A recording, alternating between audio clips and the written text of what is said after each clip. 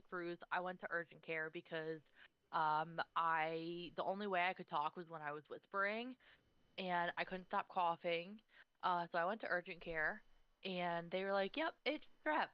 So then, you know, I was like, "Oh, great. Okay, well, I'm off the rest of the day today, but I have to go into work tomorrow."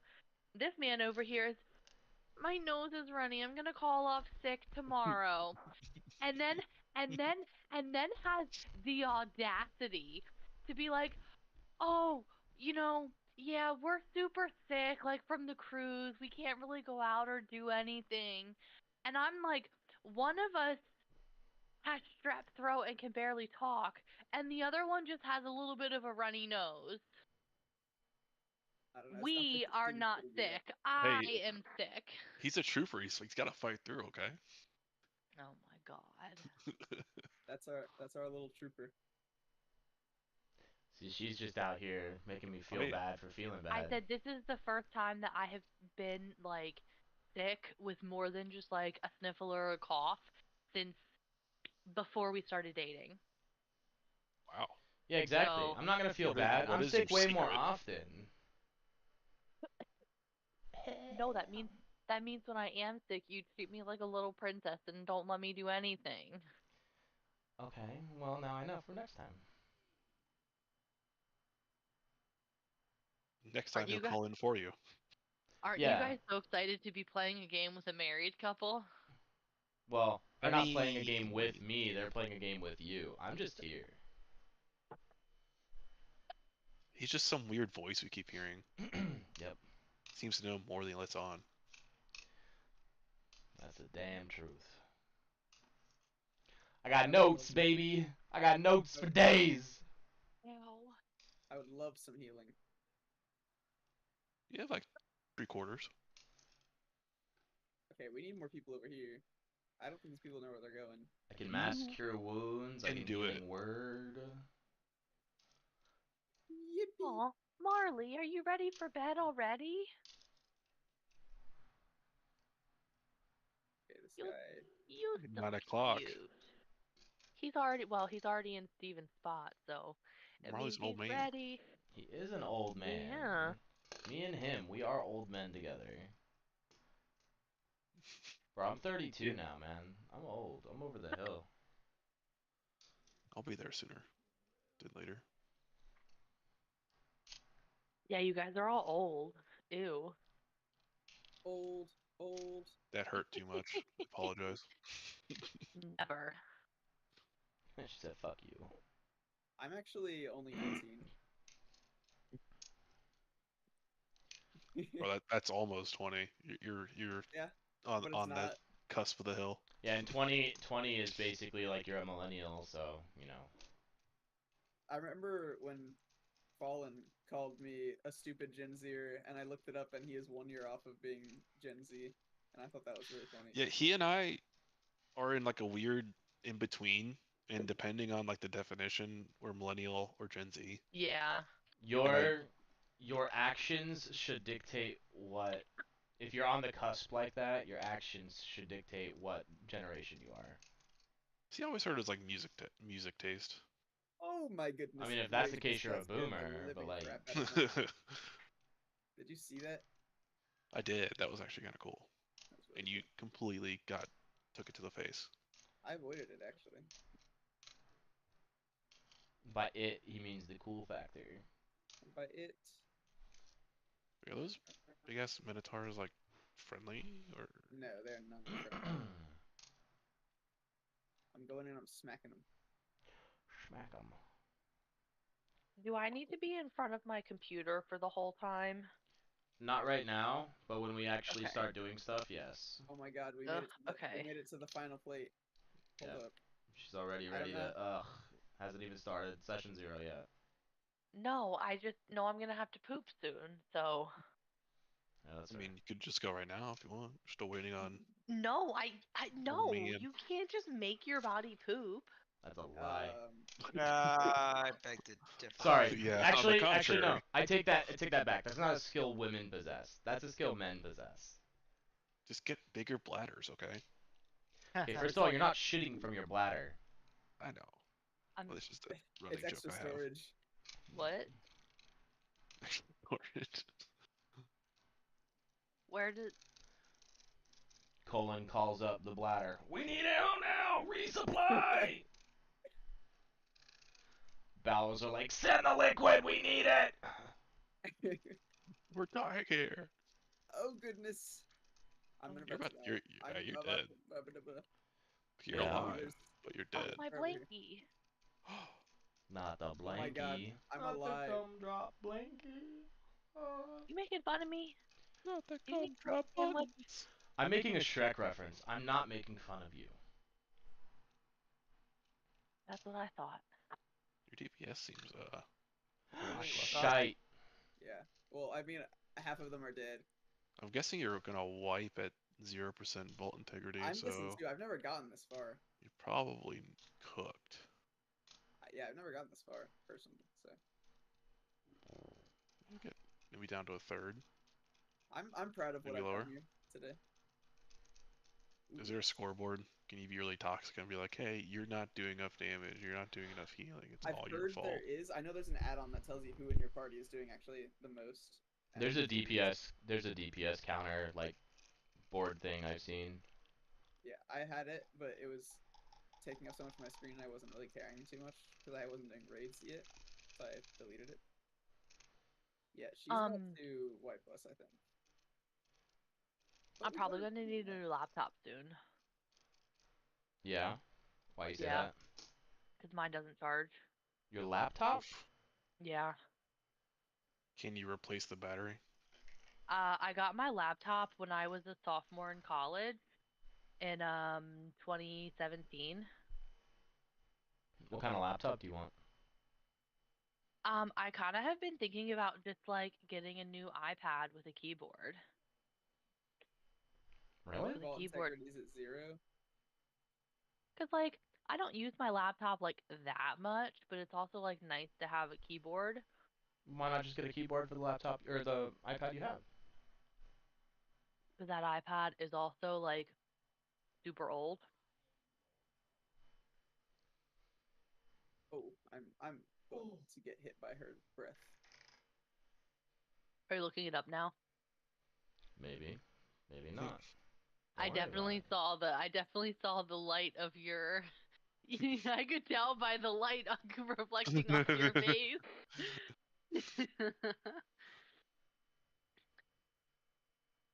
Maybe the vault just let this guy go, Nuggies, because nothing's happened.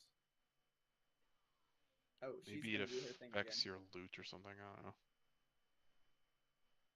I don't think it'll affect the loot. Ooh, we do only actually. I think 4 of our healers, all of our healers are still up. It's actually wonderful. Good I'm job, proud of that. healers. Yeah, I'm proud of They it. do in fact be doing the Oh thing they're my supposed Damn, to that was do. quick. Did you see that? Yeah, he just got destroyed. It's a wipe. Oh yeah, we're cooked. Oh. I got a Twitch notification. Oh, I'm all the way. That's my phone. me. What does this guy do? Blacksmithing supplies. What exactly for? I'll repair my gear at least. Gotta repair your gear, yeah. Ooh, it looks like a bunch of people. Oh, I left. forgot that Bethany made a Discord for I a might book leave club. too. Nice. I'm gonna leave this and do it another time. Read anything good? Smut. We read. Yeah. I mean, that's pretty much, yeah. So predictable. But I like my books with a side of smut. I like them to have actual plots and stories. And not just be porn. Yeah. Yeah, she says that, but literally every time I've read parts from her book, like It's I'll take, just bad luck. I'll take her. She'll be That's laying It's in the bed. worst parts. That's She'll- what happens with my friends at work. I was working at a boba shop, and the 3 girls there were in like some sort of book club together, and I was like, "Let me look at this." Because this one girl got through these like 800-page books, like 5 of them in like 3 weeks. It was crazy. And Okay, but I that's like opened it up. amateur hour. She could speed it up. Yeah. Anyways, she got through those books, I opened them up and it was the most. Yeah. Like it's mean, it's porn. dude, It's literally it porn. gets you going, but Yes, we Where- know. Yeah. Why at the boba shop though? Why at the tea shop? because Because girls it's don't tea. care. If But I pick up also- the book and all of a sudden I'm hearing about being thrown against the wall, fantasizing about getting effed with Okay, their member but- inside me, like But okay, first off, the books that I have read have never once called it a member. That's Bull- gross. shit. Okay, so but the book that we listened to, did you not Growth. like that? That was the story was okay, but every single time we would go through and be like, I imagined throwing her against the bed. I knew she wanted to see me naked. Yeah, because it was the Like, beginning dude, of the shut relationship. They gotta up. get that out. You don't And need then- to. You don't need to talk about that. Just be like, "Yo, I like you, girl. Yeah, I like you too. Do you wanna?" And then, boom, fade to next morning. They don't need to fucking explain it in detail. So then will you listen to Fourth Wing with me? I don't know what that is. The one about the dragons? I'm gonna be dragging my dick on your Dragons forehead banging. later. You talk about this shit again, Maybe I'll let you do that if you read it with me. my man. I'm in it. There it is. That's all you needed. I'm in it. Yeah. But see, like I have one of my favorite series is about like What? they're like Viking Porn. phase, What?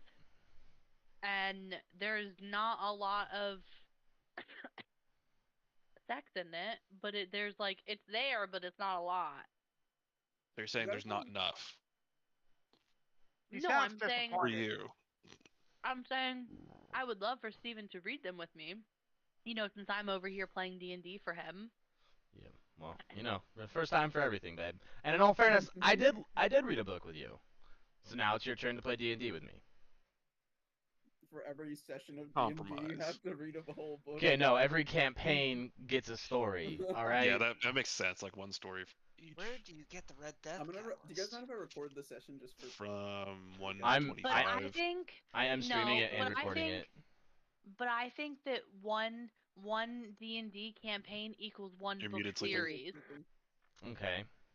because But- that Thank you. Hello. seems fair. Hello. Oh, I gotta get to rank 145. Okay, I see. Oh, he's got facial hair.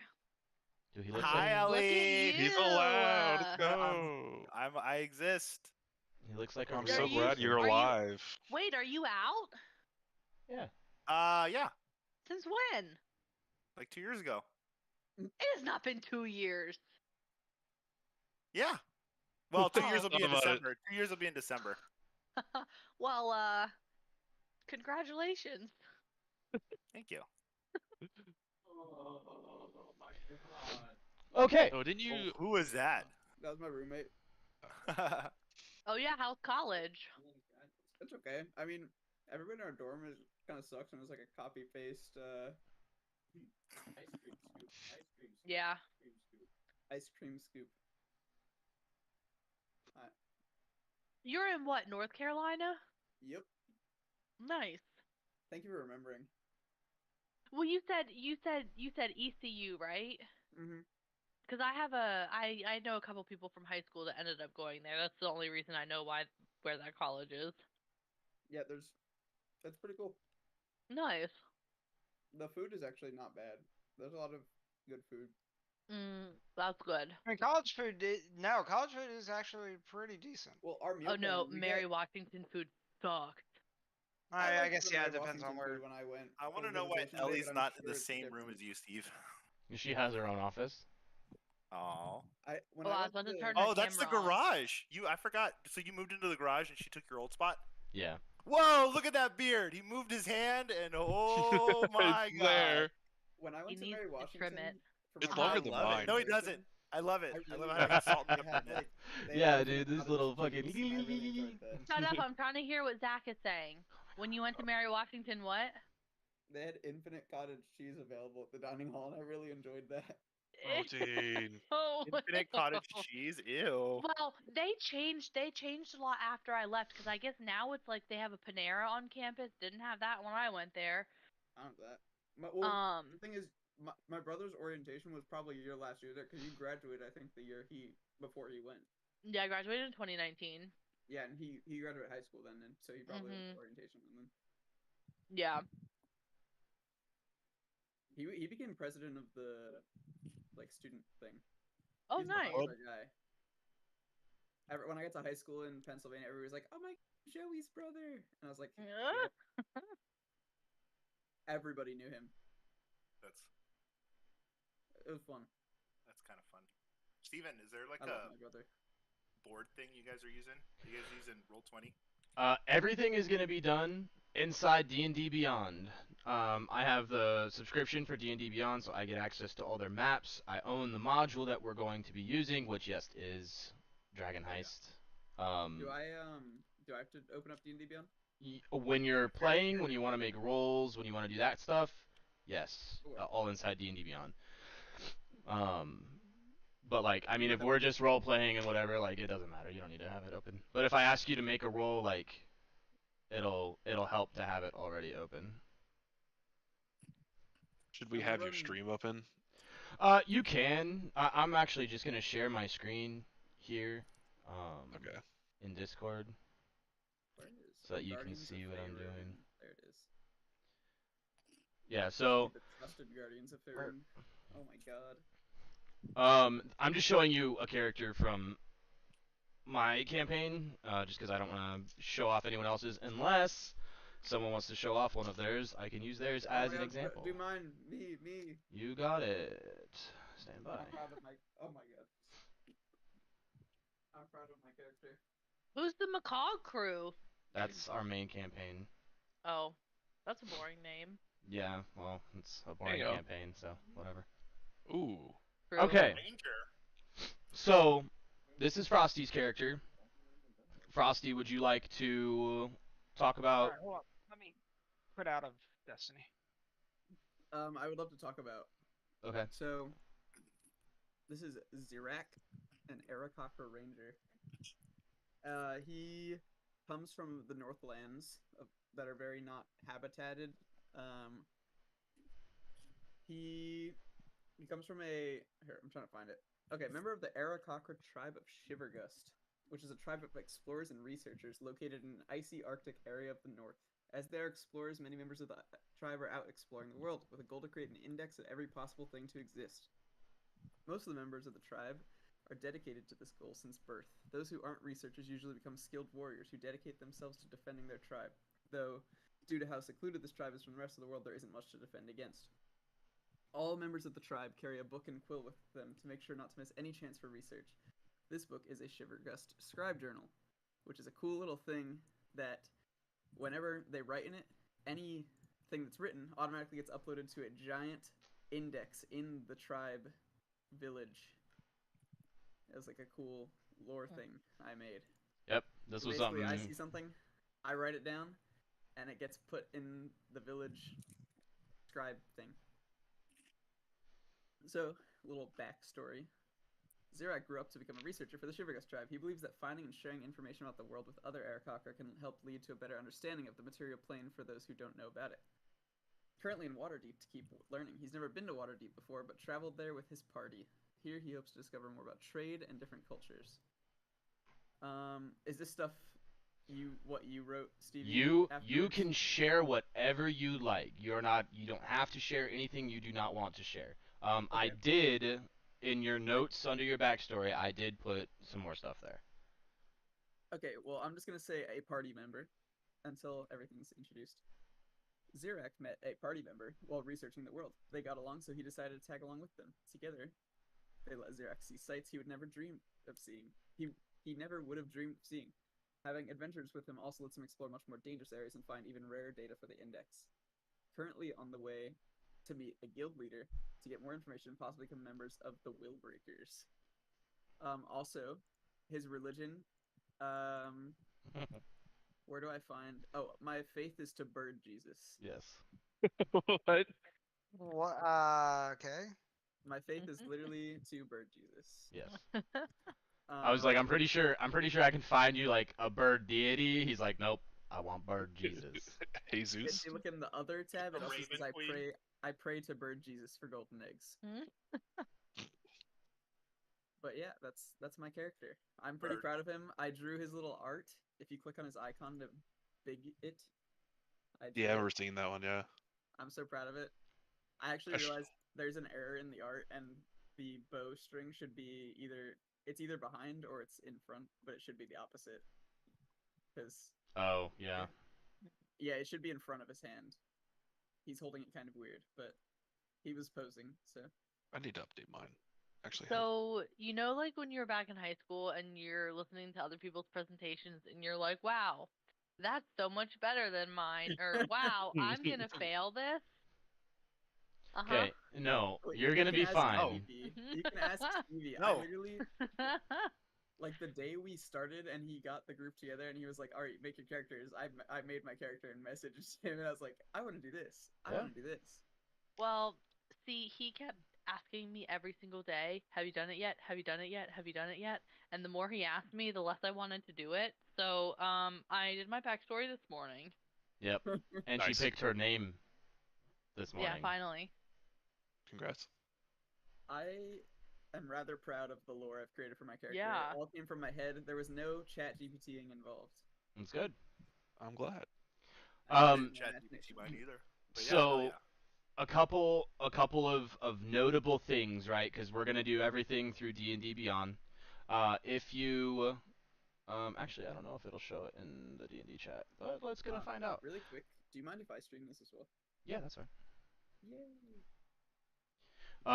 Anytime, so much, anytime you need to do anything, I have the main campaign open in another screen.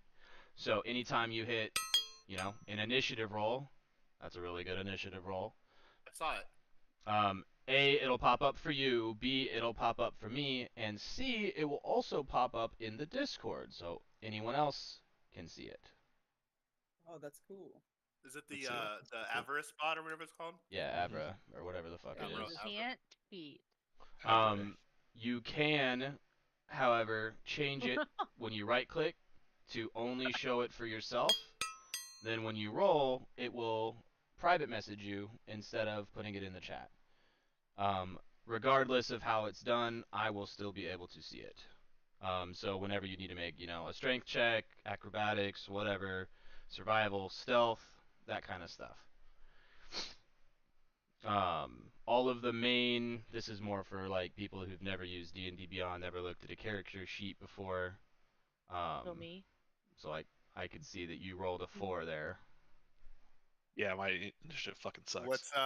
What's good about D&D Beyond 2 is if you go to your actions, you know how he has it there. It just simply tells you what each thing does, and it's very nicely broken down. And if you're a spellcaster, you have a little thing called spells. You can show mine if you Keeps track of slots. Oh yeah, And I it keeps just track of I your have slots for you. Nice. an F ton of them.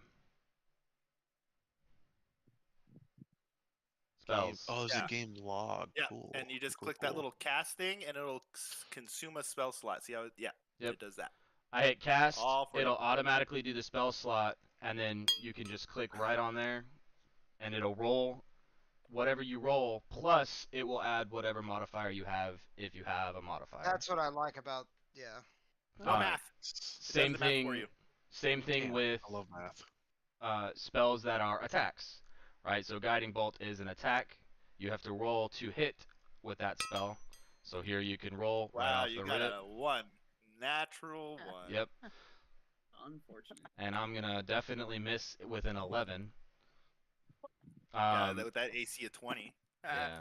I'm a cleric wizard too with an AC of 20, and because I'm awesome. Oh, that was the Are example you, character though? you put in the bot testing thing. No, or yeah, the bot testing one was my character. Yeah, Surreal. Yeah. I'm gonna grab a drink real fast.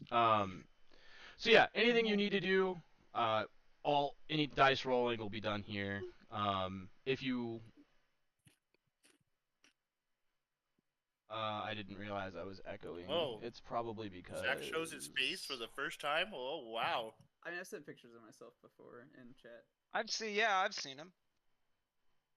Wow, your dorm room is actually decently lit. The Yeah, one I had was we have a dark as giant fuck. fluorescent light. Oh, I love Mm. those. Just the Oh best. my god. Your poor eyes. It's okay, my dorm room is haunted. Really? Is Oh, it a bad Our echo absolutely. zombie? Washington's an old campus, so Well, somebody hung themselves in our dorm, Oh, so and glad I waited to hit the turn mic button on for my stream. Way yeah. that to does not. bring us down there, Ellie. Yeah, Thanks. wow. Well, I Now, mean, like, you would straight up, like, hear the piano playing, even though there was nobody in the room, and, like, I would wake up in the middle of the night, even though I locked my door, and, like, it would be wide open, like, you would hear footsteps, nobody was in the hall, like, it was creepy. At that point, I mean, why not just get rid of the piano? How about now, It's like zombie? you're asking to get creeped out. I just realized I had two inputs on my mic. Wait, is Zombie in your stream? Yeah. He's on. Can you tell him to lurk why, on when my is stream? Zombie not in Steve's stream? I mean, He can hear you, or if he can hear me, he can hear you. So Lurk on my He's stream, please. dedicated. Zombie's my number Seems one better. lurker. Cool. True clan member. Okay, so I'm gonna turn my AC off real quick. yeah, so that's it'll show you your that's basically the D&D Beyond character sheet. It's pretty simple. Oh, son of a bitch! I muted the wrong thing? Question mark? No, Son I of a didn't. biscuit. Whatever. I don't know. I'll fix it later, zombie. I'm not worried about it. Oh, let me pull up your stream. So yeah, if you have if anyone that hasn't used D&D Beyond before has any questions, feel free to just ask or whatever. We'll figure it it's out. been a hot minute for me, but It is super simple. Your inventory, all the stuff that you have. When it comes to magical items, it'll show you, your attuned items. In D&D, you're only allowed to attune it 3 at a time, which is fine because attuned items are usually pretty strong. We are going to be using encumbrance, minus for coins. Coins I don't give a shit about, but if you want to, grab a 200-pound onyx statue that you see and for some reason carry that around with you, yeah, you're going to be probably encumbered. Unless you find So- yourself a bag of holding or something. my buddy Brad, who passed away, he was joking around to our DM. He was like, "Hey, can you have it so we have Excalibur instead of pulling Excalibur out? I just carry it around with the stone." It's a club instead of a sword. Because he was a barbarian, so That's actually hilarious. our I dungeon love it. master goes, "You know what? I would let you do that." He goes, "I'm not gonna, but if yes." So That's awesome. I was like, "Yeah, go for it."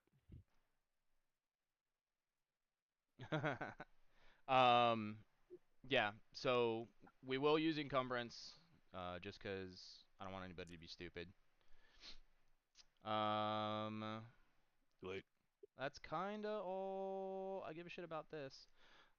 So these are some things I have taken from other DMs, some things I have taken from other types of games, some things I have taken from that I haven't tried before, but I wanted to get everybody's opinion on it first before I say yay or nay, or we say yay or nay. Yeah. Are we supposed to be able to read that? it is super small for me. It's really small, Just, yeah. just saying. Thank you. It There it is. literally looked like white on black. I need a larger screen. Oh, It could help, but yeah. yeah. Is that better? But what are we looking at? Yes. I'm a little lost here. Okay, So, so it's streaming his screen. yeah, I'm in Discord. I'm streaming my screen. Okay, hold on. Let me. This is just a text box. Oh, my blankie. There we go. Okay, I see it. Okay. Again, these are all No. just things that I would like to do in this campaign, but I'm going to say them out loud. If you guys have questions on them, I'm going to kind of explain why I want to do it, and then we can all vote yay or nay if you are okay with it or you don't want to do it, just to make sure that we're all on the same page for the campaign. I want everybody to have fun. I don't want everybody to feel like I'm picking on anyone or trying to set a certain tone with anything. I want everybody to, just be on the same plain. I don't know. So the first one is surprise. How surprise works. In the new 2024 Player's Handbook, surprise is getting changed from you going before enemies, like just straight up before they get to act, to you having advantage on your initiative roll. Okay. I personally like that a lot better. I think for the flavor of the types of things we're going to be seeing, if you're fighting with soldiers, fighting with monsters that are used to, having to attack, right, as part of their day-to-day life, most things are prepared and ready for combat when in proximity to people. There are certain situations where, like, if you're really being sneaky, we don't have a rogue yet, but I know some people were talking about wanting to multi-class into rogue. If at some point you get an opportunity to really sneak up on somebody, then surprise can work either way. But I just want it to work in the sense of, like, make it fun for everyone. I don't want to make, combat tedious. I don't want to make that kind of stuff. So, if that makes sense, I don't know. And again, this is just my opinion. If you guys don't like this, then I will take it off the list and it won't pass. As a DM who's done this myself, Okay. I am for this rule actually. Okay. I think it's great for you to be able to have an advantage on an initiative roll, simply because like surprise rounds are just like it to me. It kind of prolongs combat because you have to add extra rounds and stuff because you have Yeah. to wait for like an entire turn to go through, and then it starts it all over again. Right. And you're So still I'd rather just get right into it and just say, "Hey, I surprise you," and then just roll on initiative. I actually liked when they put this out. Mhm. I was going to implement this in one of my campaigns in the future, but Alright. I'm for it. Yeah, I don't really know enough to Me neither. weigh in. So like I don't know if Steven had said it. There was a lot that had said, but basically, surprise is you surprise them, they surprise you. Whoever was the surpriser, and they get their whole round of combat. So like imagine we surprise somebody, we roll our initiatives, and every single one of us in the party goes in an order based on initiative. After that, we fall into normal initiative order where then our dice kind of go into this pool of going with their initiative. So then we just kind of fall into certain slots in combat. Right. So it's just adding an extra round of combat for no reason. But it's only advantage for, you said initiative, and not advantage for like attack roll. So No, it's just a way for you to get an extra like thing. Like if you had to do one thing, and then the next round of combat, like say we do normal combat, say I do this, and then next round I'll be able to do this. With the surprise round, you can do it, and then right when normal combat starts, you just start it. It can get really convoluted, and it can go both ways. As a player and as a DM, it's just more complicated to have a surprise round and then start combat. That's basically what it is, right? I mean, then you I'm have all for to- simple, so Yeah. And then you have to So place it basically- everybody's dice that they rolled with your monsters in a normal order. Mhm. Like if you guys have played Baldur's Gate, when you surprise somebody, you see how you guys are like in the beginning, and then after that, you're not in the same order. That's surprise. Yeah. But Baldur's Gate's nice because it just does it for you as a DM. You're like, okay, who went where, blah blah blah blah blah. So it's like this is so much simpler. Bomb, you got anything? I'm for it. Yeah, I love it. Okay. The only thing I'm going to add to this is if you roll a natural 20 on your initiative, you will also get attack on your first attack roll of that Oh, combat. so it rolls over. Yeah. So like Oh, I like that. so That's like nice. if you surprise someone and two of you roll natural 20s, not only will that when you guys do end up going in initiative, You know, I mean, the enemy could roll really well and roll higher than you. If your initiative bonus is 0 and you roll a natural 20, then someone else could be a 19 and have a +4 to initiative. They're still going to go ahead of you. But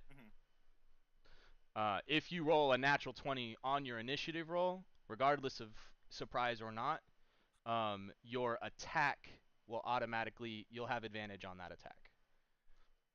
Or you'll crit on that attack, or just advantage? Did you say? You'll have advantage on the hit.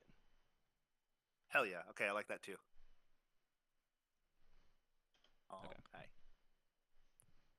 I'm just going to add that. Because that was something I literally thought of earlier today. So, okay.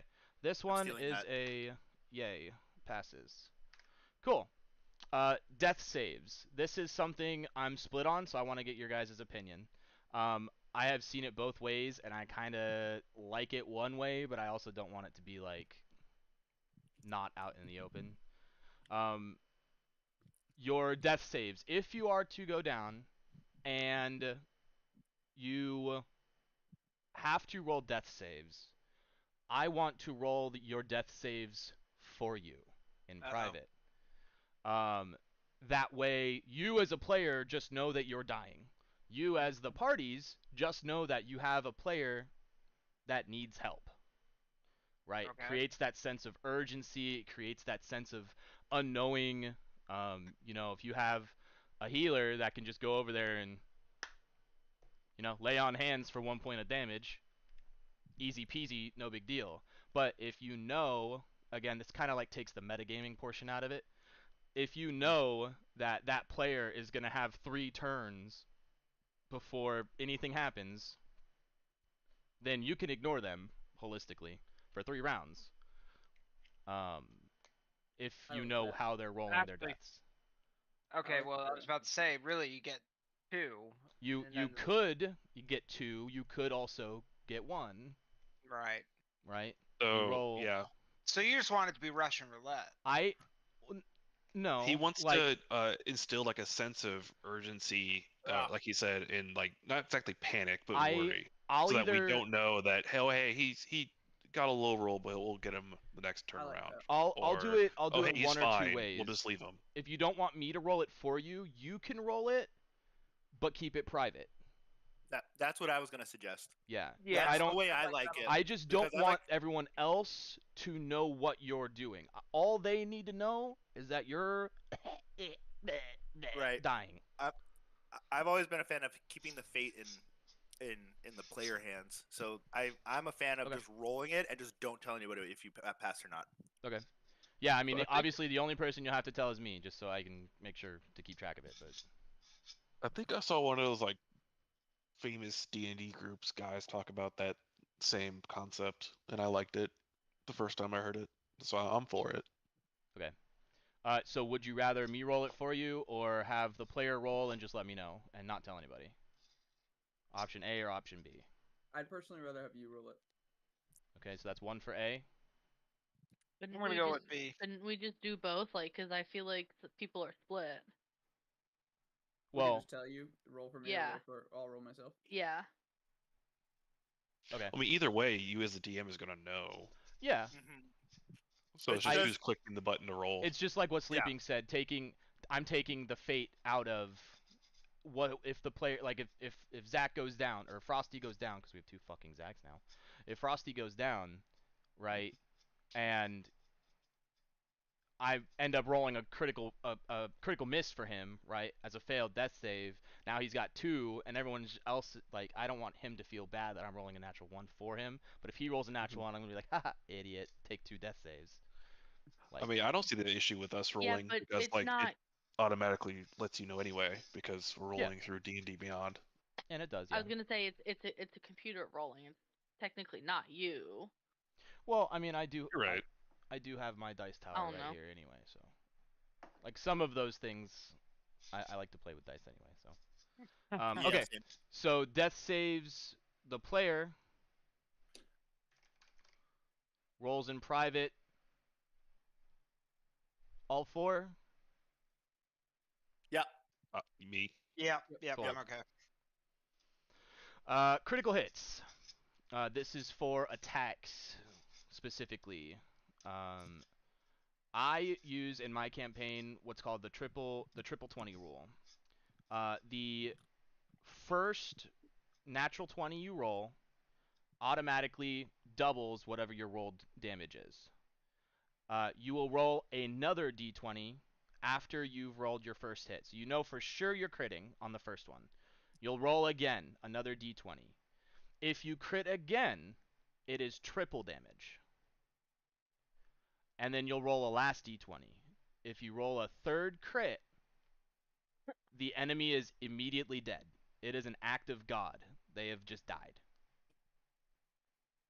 I have had this happen 3 times in my main campaign where people have rolled triple crits and killed enemies. Let's make it 4. Actually, I'm for that. That's cool. Unless we have a fighter, then I'm gonna say no. We do not have a fighter. Okay. I think it's fine. This rule, yeah, will apply to crits, but yeah, I don't. Even if you can crit on an 18, a 19, or a 20, like the subsequent crits would only be natural 20s. But okay, cool. So everyone liked that. Yay, that makes me happy. No critical fails or critical successes outside of combat. So skill checks. There is no I rolled a natural 20, I just succeed seducing the dragon, right? That's not a thing. If if the DC is a 25 and you roll a 20 and you're a +4, damn, maybe you should have had someone else take that roll, right? You're not going to be able to do it. Yeah. Simple as that. That's really all it is. So if you're attempting to do something of high skill and you are not particularly skillful in that thing, maybe let someone more skillful do it for you. Does that make sense? Like, say, you want to be stuff you're proficient in, right? Yeah. And that's outside of combat. So if, say, I'm proficient in deception, I can't crit on deception? No. Or I can crit on deception? There is no critical outside of combat. If you roll a natural 20, that's great, but tell me what your total is. I got kind of mixed feelings about that. And it's the same thing with like a 1. There's no critical fail either. Like if the DC, again, like you know how in Baldur's Gate, going back to what you had said, when you're trying to roll, granted Baldur's Gate uses critical fails, but like if a DC is a 2, it's not meant to be failed. So even if you rolled a 1, +1 is still a 2, you pass. Oh, I see. Okay, never mind. That's the only thing I say. Like, if I'm trying to give you guys something, and you roll a 1, I'm just gonna I might just lower the DC and give it to you. Like, I'm not gonna. I don't want anyone to get fucked over by critical 1s. You know. Yeah. Like, okay, never mind. it is really cool to roll a nat 20 on an ability check, and I will probably give you something for it. But it's not just going to be an automatic success. There still has to be. There still has to be, a reason for it, right? The bard is going to be the one addressing the townspeople instead of the, barbarian. They're not going to be the one well, they might be the one screaming and yelling, but they're not going to be the one addressing. Right. Okay. All right. Does that make sense? Everyone okay with that? Mm-hmm. Yep. Sure. Okay. When you want to do something, or there is something ahead of you that requires a roll, an ability check, a skill check, anything, I will tell you the DC before you need to roll it. That way, nobody feels like, well, I rolled this for this. Well, I didn't have you roll for anything yet, so don't use that roll.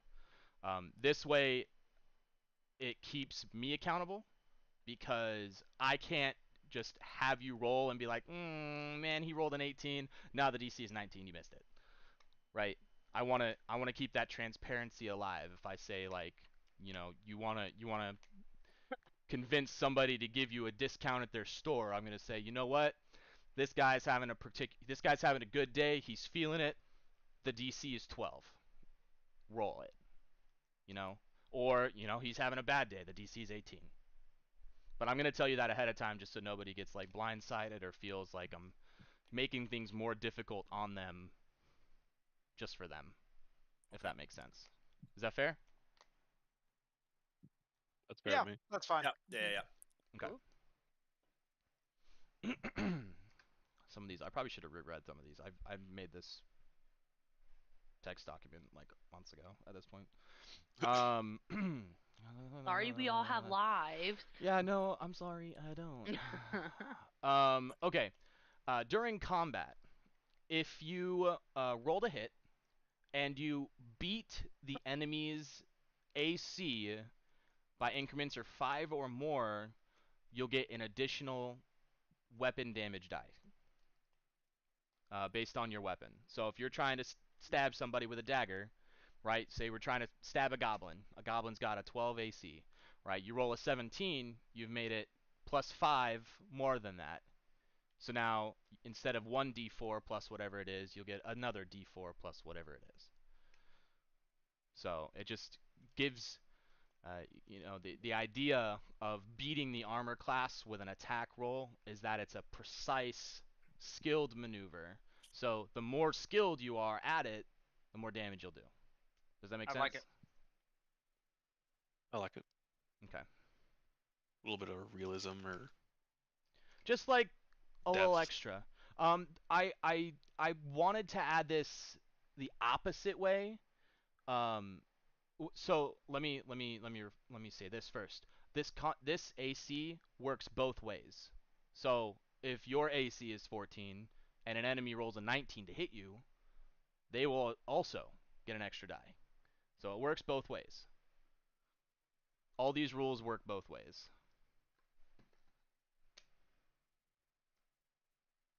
I don't really have a problem with that. But yeah, I was gonna do it the opposite way too. Like if their AC is 12 and you roll a 7, right? You're 5 under it. You know, something bad could happen to you. But I didn't think that would be as fun. I like being more rewarding than punishing. Or like ricochet and stab yourself with a thigh. Yeah. Or like you go to stab them in the neck and it ricochets off their helmet and you end up dropping your dagger. Right? You have to re-pick it up. Use a bonus action to pick up your dagger. But yeah, I'll probably save like punishments, quote unquote, like that for ones, critical misses. I say punishments, but it's just, I don't know, some flavor. Gotcha. This one is kind of more of a rule or just like a normal thing. You know, I am not here to play as your enemy. I am not here just because I play the monsters and the NPCs does not mean I am your enemy.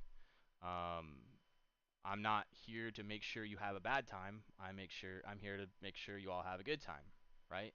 Wouldn't be fun if we weren't having fun. So as long as you're fair to me, I'll be fair to you. You want to do dumb shit, expect dumb shit back. You know, that kind of stuff. Potions, healing potions specifically. You can use that shit as a bonus action. I don't know why.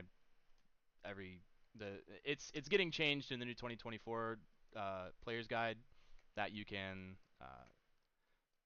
take a healing potion as a bonus action.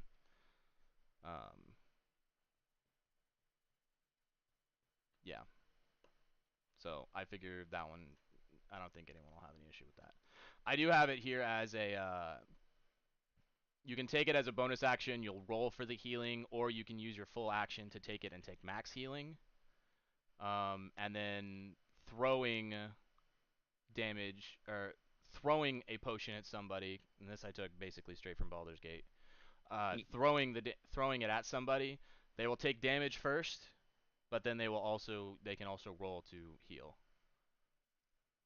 Nice. If that's something you guys like. So like, there's a chance you just fucking down one of your teammates and then bring them right back up, and it didn't really do anything. Everybody cool with that? Imagine throwing a potion and killing your teammate. Hey, have you ever thrown a water balloon and it doesn't explode? Yeah. You're throwing a glass vial at somebody, like. No, I'm just saying. Imagine, oh here, you just killed them. Yeah. Crap. I just think it's hilarious. It's like fucking baseball pitching and toss a fastball at your teammate's head. Yeah, basically. Oh, he's dead. Are you sure? Yeah. Yep. Leveled spells. You're only supposed to be able to cast one level spell a turn. Some spells I will let you cast as bonus actions. If they're a bonus, like, I'll let you cast more than one on a turn, as long as it's not stupid. Like, if you want a Misty Step and then Guiding Bolt. Cool. They're both leveled spells. It's not like you're doing damage. That's a bonus action already. Uh-huh. You could do it regardless. No. Only if it's an ability, not if it's a leveled spell. Yeah. If you're casting it as a level spell, you can then only cast a cantrip for your action, according to the player's handbook. I guess I've never done it that way. I've always just said, just do it as a bonus action. Okay. Yeah. All right. That's why I say, like, I don't subscribe to that either. I hate that rule. It's so stupid. Yeah. And it's the same thing that if you cast technically, right? If you cast a bonus action spell, like leveled spell, you cannot then use a reaction. Because again, a reaction is a leveled spell. And rules is written. Never followed that. Yeah, okay. it's so stupid. That's why I don't play that way. That's again why I want to make sure we're all on the same page. Because some people that have never played before might look at it rules as written and be like, wait, I thought you couldn't do that. Technically, no, you can't do that, but we're gonna allow it because it's stupid. Okay. Right? Make sense? Yeah. I'll need reminding because that's. As Matt Mercer said, if the rule inhibits the player from having fun, why enforce the rule? Yeah. I figured that would be an easy one to go over, but I wanted to say it just because, again, it does technically go against rules as written, but whatever. I'm not worried about it. Okay. Spell components. Most spells, you will be able to cast the spell without having to buy the components. We're just going to use gold. Like, say that you shopped for the components, quote unquote, and then just take the equivalent of gold out of it. There are certain spells, like Revivify, if we end up getting, a cleric or a druid that can cast Revivify, that require gold. Fireball later down the line, I guess we don't have any wizards or sorcerers. But like, there are certain ones that you should probably have spell components because it's a strong spell. But most of the time, spells don't require them. I'm not worried about them. Does that make sense? Yeah. Is that cool? Cool. I'm not sure if anybody here is going to be breaking the game, but we'll be. No, I know. Honestly, it's for sleeping in bomb. I ain't breaking nothing, dude. I'm not doing. You guys are the problem children. You two are the only one who know enough about D&D to break the game. Listen here, I'm just I my don't think little you bard would. tabaxi, okay? Yeah, I know. I know. I'm just saying. Hey, I gave up on my wanting to be a Lockadin. Yeah, no, no. We don't need to play those games. But I want to. Keeping on spells, just keep in mind whenever you are casting a spell, spells have components to them. They have verbal components, they have somatic components, and they have material components. Just remember that these exist, right? If you're trying to stay hidden and you're not a subtle magic sorcerer and you're casting a spell, realistically speaking, people are going to see you casting a spell. So, keep that in mind. Yeah, like in Baldur's Gate when you cast Flame Bolt and they go, Ignis! Exactly. The verbal component of casting Firebolt. Inspiration. I will give inspiration as much as I can. I love the idea of giving people inspiration for doing cool things. Doing good roleplay will grant you inspiration. doing the recap at the beginning of the sessions will give you inspiration. There are tons of things. I won't spoil any of the fun things that can give you inspiration, but you'll get inspiration a lot if you play the game as a role-playing game, because it's a role-playing game. You'll get inspiration. Inspiration gives you the ability to re-roll anything, whatever. If it's a roll, you can re-roll it. It doesn't have to be a d20 roll. It can be an attack. It can be an attack roll. It can be a damage roll. As long as it's a roll of the dice, you can either re-roll it for yourself, have someone else re-roll it, or someone in your party. Right? If I have inspiration and sleeping is trying to, again, seduce a bard, whatever. No. I'm not that type of bard, okay? I'm not the stereotypical bard. He's trying to sing a beautiful song for his cat friend to cheer up his spirits, and he rolls like shit. I can give him my inspiration because I want him to do good. I also feel bad for cat friend. Gotcha. Are we going to keep track of our inspirations ourselves? It is on your character sheet. Yeah. It says inspiration. Yep, you click right it. here on your character. If you have inspiration, it'll look like a little rising sun. If you don't have inspiration, you don't have it. And yeah, you can just... I think I'm blind. Next to your base speed. Top row where you see your strength, constitution, intelligence, wisdom, charisma, proficiency, walking, inspiration. Frosty is slow as shit. Yeah, but he also has... Oh, okay. I have my window minimized. So oh, he can fly. Never mind. He's got skinny legs, but he got mad wings. I went to the wing gym. Sorry, he has mad what? Wings.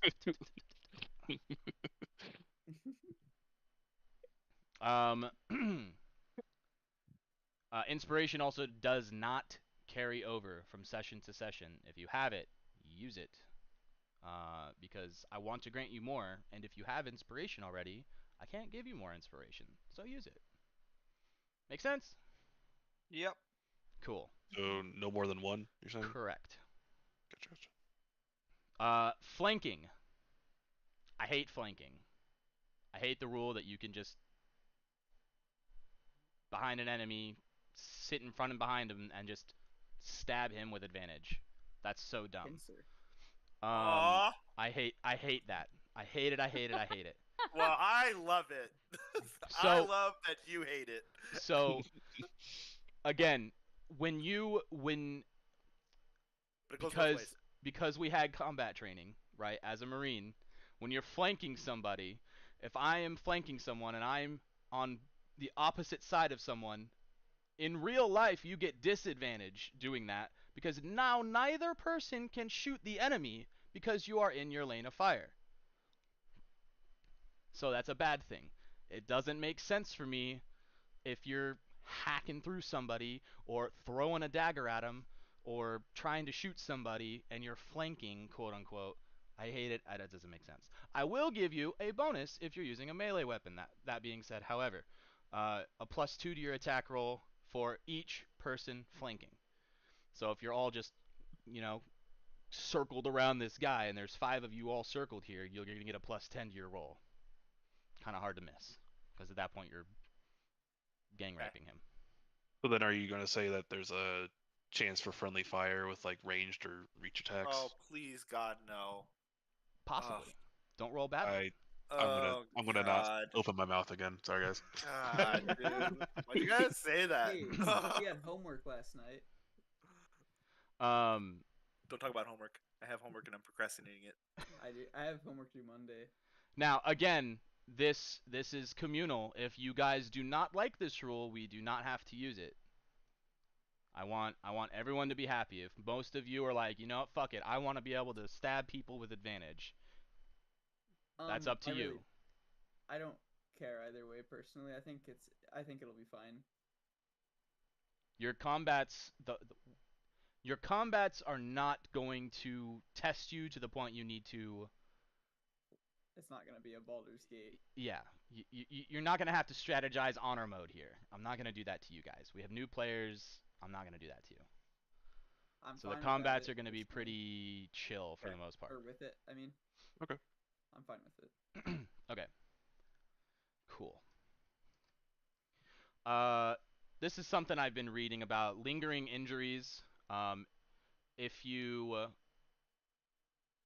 get crit a certain amount of times in a combat, or if you take more than half of your health in a single attack, you get a lingering injury. Lingering injury could be like losing a finger, or not being able to move an arm correctly, or having to hunch over because you broke 2 parts of your spine.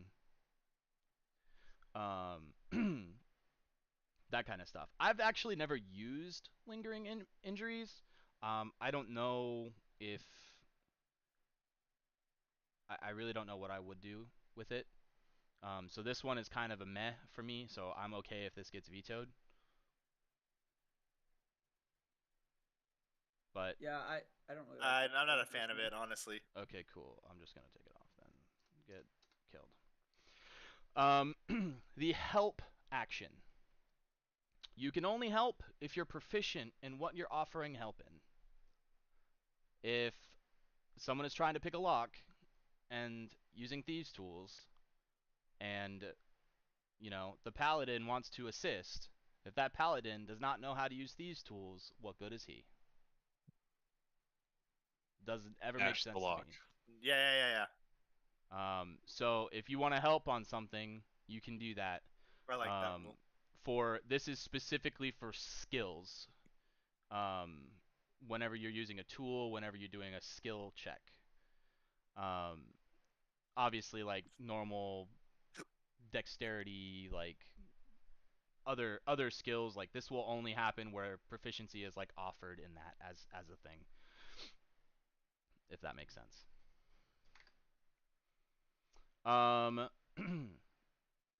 Win an initiative, players will always win ties against enemies.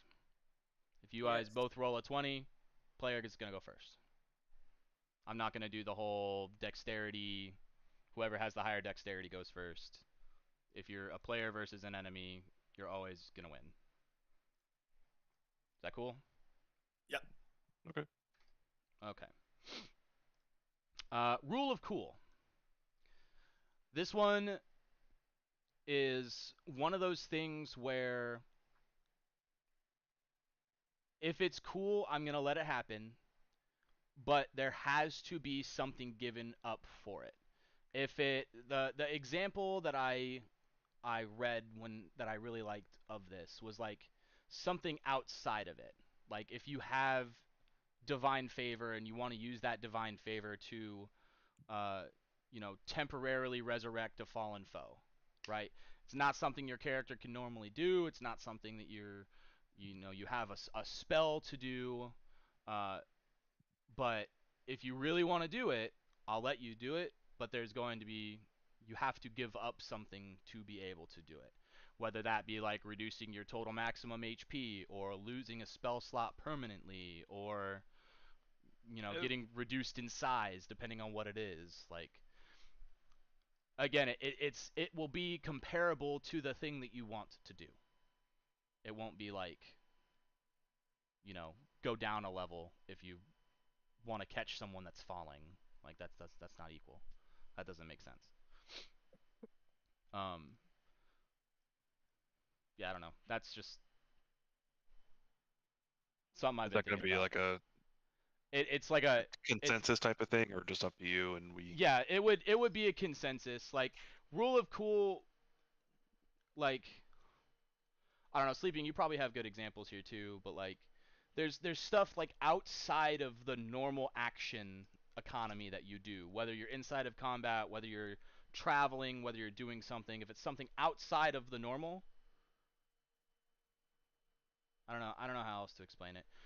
I should have wrote the example down, but I didn't write the example down. It's hard to explain. I think I'm kind of getting you, like just trying to do something that might make some sort of sense, but just not the direct use of in the rules. Like something like that. You see a car. I had a guy. Go ahead.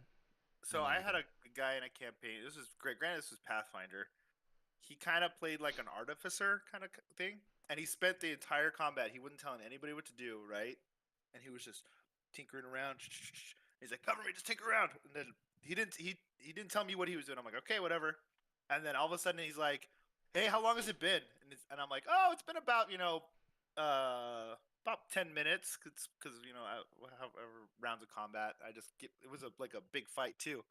And he's like, "Okay, I'm ready." And he picks up this giant powder keg that he fashioned, and he just yeets it.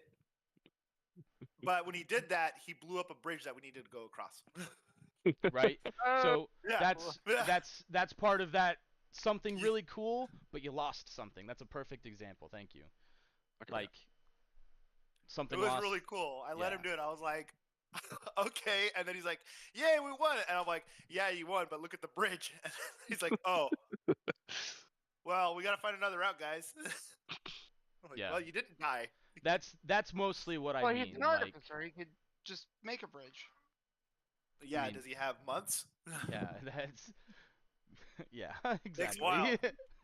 I mean, my point still stands, though. Yeah. But But I am always for the rule of cool. yeah. If you because most of the reasons is because you never really expect what the players will think of. I And if can't. you're like, "That's pretty dope," and then you kind of implement, actions and consequences. Or it can go vice versa. Something bad can happen to you, and you can get What up, something Dream? great out of it. Yeah, exactly. And that's why I say, like, I want to enable you to be able to do whatever you want to do. Perfect example I have also with this. So I played a sorcerer, and I pissed off this like chieftain guy because he was very loudmouthy, and I kept trying to like move because verbal and semantics. So I kept whispering under my breath because I was trying to cast subtle spells, but I also had to like move my fingers, right? And he's like, "What are you doing?" Because he's super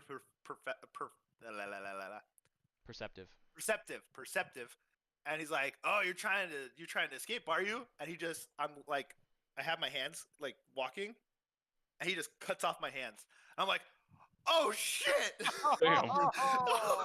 And my brother's like, "Don't worry, I got a plan." And so like, when that happened, like I forget who was my deity at that point. It's been years. That's just Apparently, cruel, my man. deity like had like summoned me to the astral plane, and I was gone for a session. I came back, and I had like, you guys have seen Full Metal. I had like auto mail on my hands, and they had Oh, nice. stones. They had stones on them, and they were free spells, and I could choose what they were. So I had like a free fireball spell and like all these other cool spells. But the problem was is that if I expend like almost like 2 Infinity Gauntlets, I could take the stone out, crush it, and then I get that spell, and then after I do that, it's gone. Yeah. Okay. Yeah. Again, I want you guys to be as creative and as cool as possible. And if what you want to do is so cool that it's gonna break the encounter, I'll let you do it. But there has to be some sort of consequence to it. There has to be something that comes from it, right? So that's all that is. I want you guys to do cool shit. That's it. Don't feel like you can't. This last one is with tonight as a perfect example. This campaign was designed with 4 players in mind. So I can scale or tone down the encounters, whatever it is, based on the amount of players, as long as we have 4. So nights like tonight where, one person obviously has other things he needs to take care of, no issue, right? We can still play, we can still get together, we can still hang out. It's a good practice. I like it. Yep. I'm fine with it. So as long as we don't have 3 cancellations, we're good. Honestly, and that should not be too much of a common thing. Yeah. No. Like I get people go on vacation, I get people take time, like, have other lives, want to play games. We've all agreed that Fridays at 9 are our time. So ideally, we're not going around making other plans during that time. But, if shit comes up and we can't do shit, I get it. We're all adults. Say, just let you know ahead of time. Hey, I'm not going to be there. Cool. You're not going to lose shit from your character. You're not going to have to worry about missing out. I'll have everything We're not gonna have to worry about you playing our character and getting him killed. And that's what's kind of nice. The XP milestone mechanic you chose. So that way, because if you do that and you miss a session, if you miss too many in a row, you all of a sudden you start falling behind. Yeah. Your party will be level 5 and you'll be level 3. Just making level 4. Yeah. And so it's like this way everyone can be on the same plate. Yeah. And even if your character, even if you are not there at a session, if during that session you level up, like the lore, the role play behind it is your character is there, you're just not using them. They're an NPC with the group right now. Okay. Right? So they're still going to experience milestones, they're still going to be there to get loot, whatever. You're just not there interacting with the party and getting it firsthand. Right? You're going to be last week on Guardians of Faerun, this is what happened. And you'll be like, hey, that's me. Wow, so we can tell you guys right now that there will most likely not be a session on October 5th. No, I don't care if my parents are here. Are you sure? 1000%. They're not staying here. They're gonna have an Airbnb. Hell no. I thought they were staying here. Damn. Okay. No, I was not gonna let them do that. I 100% thought they were gonna stay here. That's fine. You can think that. I ain't gonna do that. I ain't gonna put none of us through that. Okay. Okay. Then never mind. If I ever obviously I don't do anything unless Ellie makes me do shit. So I will always be here on Fridays at 9. Yeah, and then you know what I hear when I make him do shit? Don't make bitching and complaining. Babe, I'm tired. Why do I gotta do this? Babe. And then he'll tell me, like, what do you want me to wear? So I'll pick out an outfit for him, like a toddler, right? And then he'll get irritated with me because I don't like that shirt. Or like when he picks out his outfit, I'll go, babe, that doesn't match. I don't care if it doesn't match. It's just clothes. I'm gonna wear it anyways. Steven. Oh. Do you want to start with negative inspiration, Ellie? So I didn't think that was a thing. So speaking of me making you do things, September 28th is Dad's birthday, so we will be at dinner with him.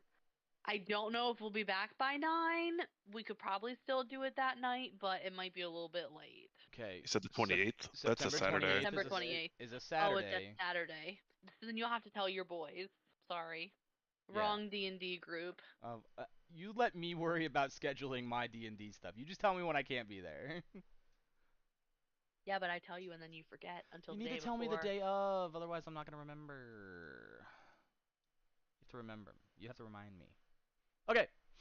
By the way, happy anniversary. Yay. Thanks. Happy anniversary. You guys popped up on my memories the other day. No, it's not for 2 weeks. Yeah, but it's also September. But it comes up with, hey, this coming up in next couple weeks. Yeah. Yep. Early anniversary. Okay. Does anyone else have any rules, suggestions, things they'd like to do that they would also like to add to this list? I can't think of anything right now. Neither can I. You guys can't make fun of me for asking stupid questions. No, that is I will put that on. No berating, yelling, like let's treat everybody with respect. I have never played before, so I have zero clue what I'm doing. You guys are talking about all this, and I'm just yep, that sounds great. Honestly, you're not gonna have to worry about that. Yeah, as long as you're having fun, Ellie, that's all that matters. Yeah, no, we're not gonna do. Yeah, we're telling a story together. And honestly, I will probably ask a few dumb questions myself. I've never played a paladin. Wow, spoilers. Ooh, you're a paladin, bro? Oh, oops. Well, get in the campaign and just see who's who. So I know. No, you guys are forbidden from reading my stuff. So, for I don't think he has to everyone, know about right? me. Don't ruin it for yourself. Don't read other people's characters, their backstories. Wait to experience in the game. Oh, I can lock it. Yeah, if you want to lock it, you can lock it. I don't know how to do that, so I'm not going to. But yeah, I mean, I don't care. It's read treat at your own everyone with discretion. respect. Like, if you have questions, ask questions. I'm not gonna make fun of you. This is not like Destiny where I expect you to know, and I will make fun of you if you don't. I We're all won't do new that. lights. Yep, that's basically it. Blueberry. Damn it, I just thought of something else. Now I can't remember. But yeah, if at any point you have questions or you don't like the way things are going, we can always edit this list post session 0. This is just to get everyone normalized and on the same page. I will also send this list to Joel to let him read on his leisure. I know obviously he's busy now, so I'm not gonna send it to him tonight. Probably won't even send it to him tomorrow. I will probably wait until Monday to send it to him, just so he has time to himself. But I'll make sure he gets this, and I'll go over anything. I'll send him the stream too, just in case. I have a quick. Yeah. Fuck. Yeah, I just had. So, this is just what I've done as a DM with session zeros. Is they're really designed to get you comfortable with the play style you kind of want to be comfortable with. For example, hey, if I made like a sorcerer, I'm like, I'll give it a shot, spellcaster, whatever. And then for some reason, I was like, man, I just didn't enjoy that. It kind of gives people the opportunity to kind of change their class if they choose. Yeah, And sure. I've always done it where it's after the first session, um, your next session is you're going to be locked in. So, play test it. Even changing changing things about your character now. You have to experiment to kind of see where you feel, how it feels. Because I know when I first played, I really did not like sorcerer. Now I freaking love that class. I love all the spellcaster classes: warlock, wizard, sorcerer. In combining all of them and make them synergize together. The only melee classes that I liked were rogues and paladins. I hated everything else. Druids are super fun. So it's like, yeah, fighters are just like, I could take a million actions. Yeah, okay, cool. But just because I can take like 4 actions on one of my turns,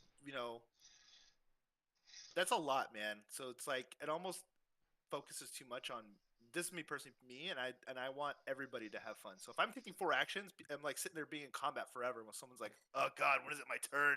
Yeah, that's true. That's fair. So that's what I usually do with session zeros, is just give it a chance to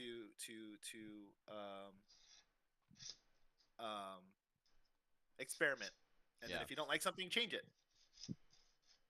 Yeah, so my goal here was now that these rules have kind of been situated, my goal here was basically to get everyone in Waterdeep ready by the yawning portal to get them ready for the first session, right? So a lot of people I've already spoken to about where you are, where you're going. If you want to start there tonight to get ready, again, in the same kind of vein as what Sleeping was saying, um, we can do that to try and, you know, step into your character a little bit, talk about your character, feel it out. If you need to change stuff, change stuff. I'll probably give everyone like to level 2 to figure out to finalize your character, because it'll be a little bit at level 1, just the way that the module is written. There's going to be a fair bit of role play that's going to go on. There's going to be a fair bit of light combat. There's going to be a fair bit of skill checks and stuff like that that's going to happen, all before you hit level 2. So Is anyone opposed to continuing tonight with a little bit of where are they now and get them to where they're going to go, if that makes sense? I'm really bad at starting stories, but I'm really good at telling stories. So once we get in it, we'll be fine. It's just starting it that's the fun part.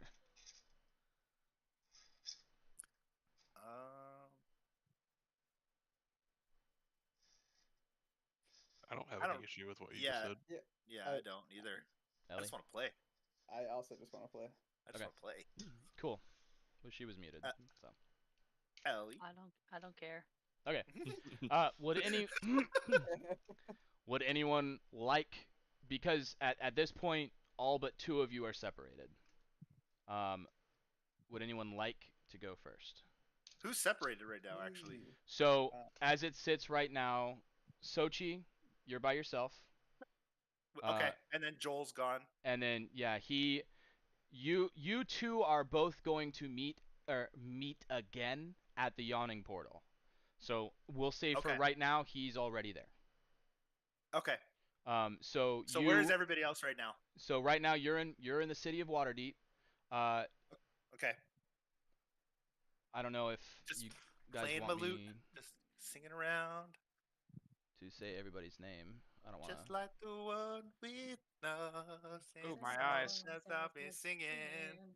Ooh, baby. Ooh, say ooh. Just Okay. like the one we know. Okay. Sorry, because I was doing something. You said everybody but those 2 are together? Yeah. So, Nuggets, you want me to say your name? I mean, sure, if you want. Okay. I can go over myself if you want to. Yeah. Nuggets. Well, actually, since we started with sleeping, we'll start with sleeping. Real quick. Yeah. I don't want to ruin your train of thought. This is just for the group. I know for new players. I mean, for me and Bomb, I'm gonna try and hold myself more accountable. Bomb, I hope you would too. But yeah, absolutely. Metagaming. So if you're not in the room and Stevie's saying something, just pretend like you don't hear it. Yep. Okay. Like obviously you're going to hear it, but like if I'm speaking to you or to a character, know that that is for them and anyone within earshot of them, right? If you guys are all sitting around a table, cool, it's to you guys. But if you're, butt fuck off in a shop somewhere, you're not going to know anything that goes on. Right. And I think the beauty too about using Discord as well is at least for some situations might come up where you need to be like a little bit like secretive. What we used to do in my campaigns before is we used to use post-it notes, and we would just like you would just hand it to the DM just at randomly, like when in the middle of like players are talking whatever, and you wanted to do something secretive or whatever, write on a post-it note and just like slap it onto the DM's DM screen like right in front of him. Yeah, and obviously since we're playing on Discord, just fucking send him a DM. me. Yeah. There's gonna be opportunities where like some of you have a higher passive perception, so I will give everybody something, and you might get a DM from me seeing something else, and it's your responsibility to either act or not react on that thing. So just keep an eye out for that. Also, because we're all on Discord, it's really easy to talk over everybody. I'm gonna probably have an issue with that, so I'm gonna try. Thanks, Ellie. So I'm gonna try Love you. and not do that. But if you have something you want to say, if you have a camera on, just like you can put your hand up, or put a hand in Discord, or wait for a pause, and then wait. say You something. can raise your hand in here. Is it Teams now? Can you?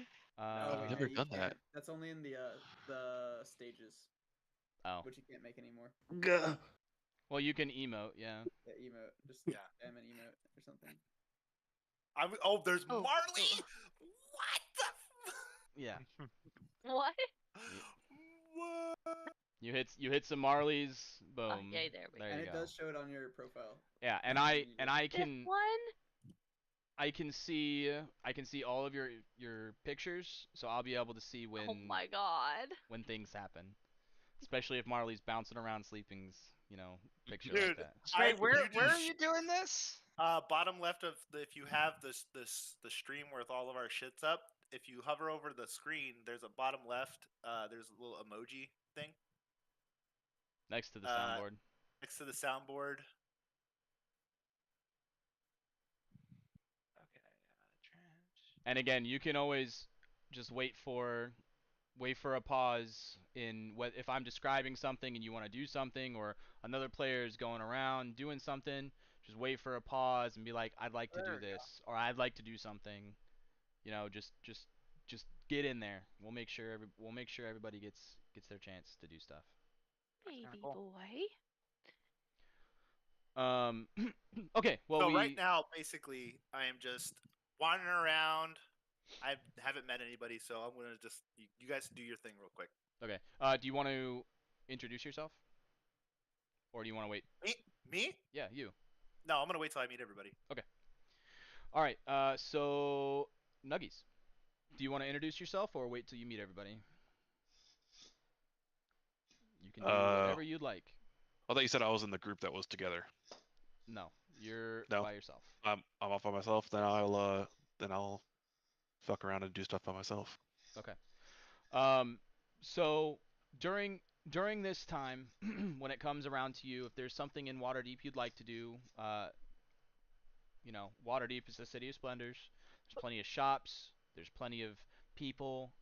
We are in the beginning of summertime, so it's beautiful out in the city of Waterdeep. There's tons of Waterdavians. They're all here from all around Faerun. There's tons of markets. There's tons of things going on. So if at this point you don't have gear that you want and you want to do shopping, you can do that. If you want to get your, you know, look on point, you want to go change your clothes, whatever. If you want to go commit crime, whatever. If you want to do whatever you want. Do whatever you want. Keep in mind, crime is punishable by law. So, you're going to commit crime, there's consequences. There's consequences for everything. But that's why I say, whatever you want to do, we can do. So, sleeping is just hanging out. Nuggets is just chilling.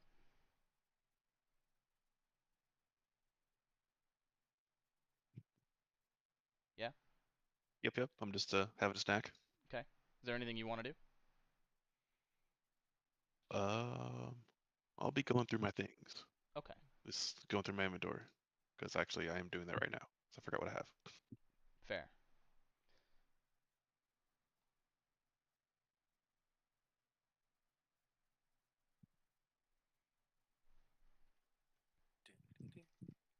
Yeah, so I'm just sitting at a table, eating food. We'll say you're already in the yawning portal then. What? Yeah, you see tons of patrons. It's a very active afternoon. You can see there's a bard, two bards playing on the stage. Bartenders putting out drinks. There's a pretty active kitchen. You're just gonna sit and eat? Yeah, making sure I have all my stuff. Okay.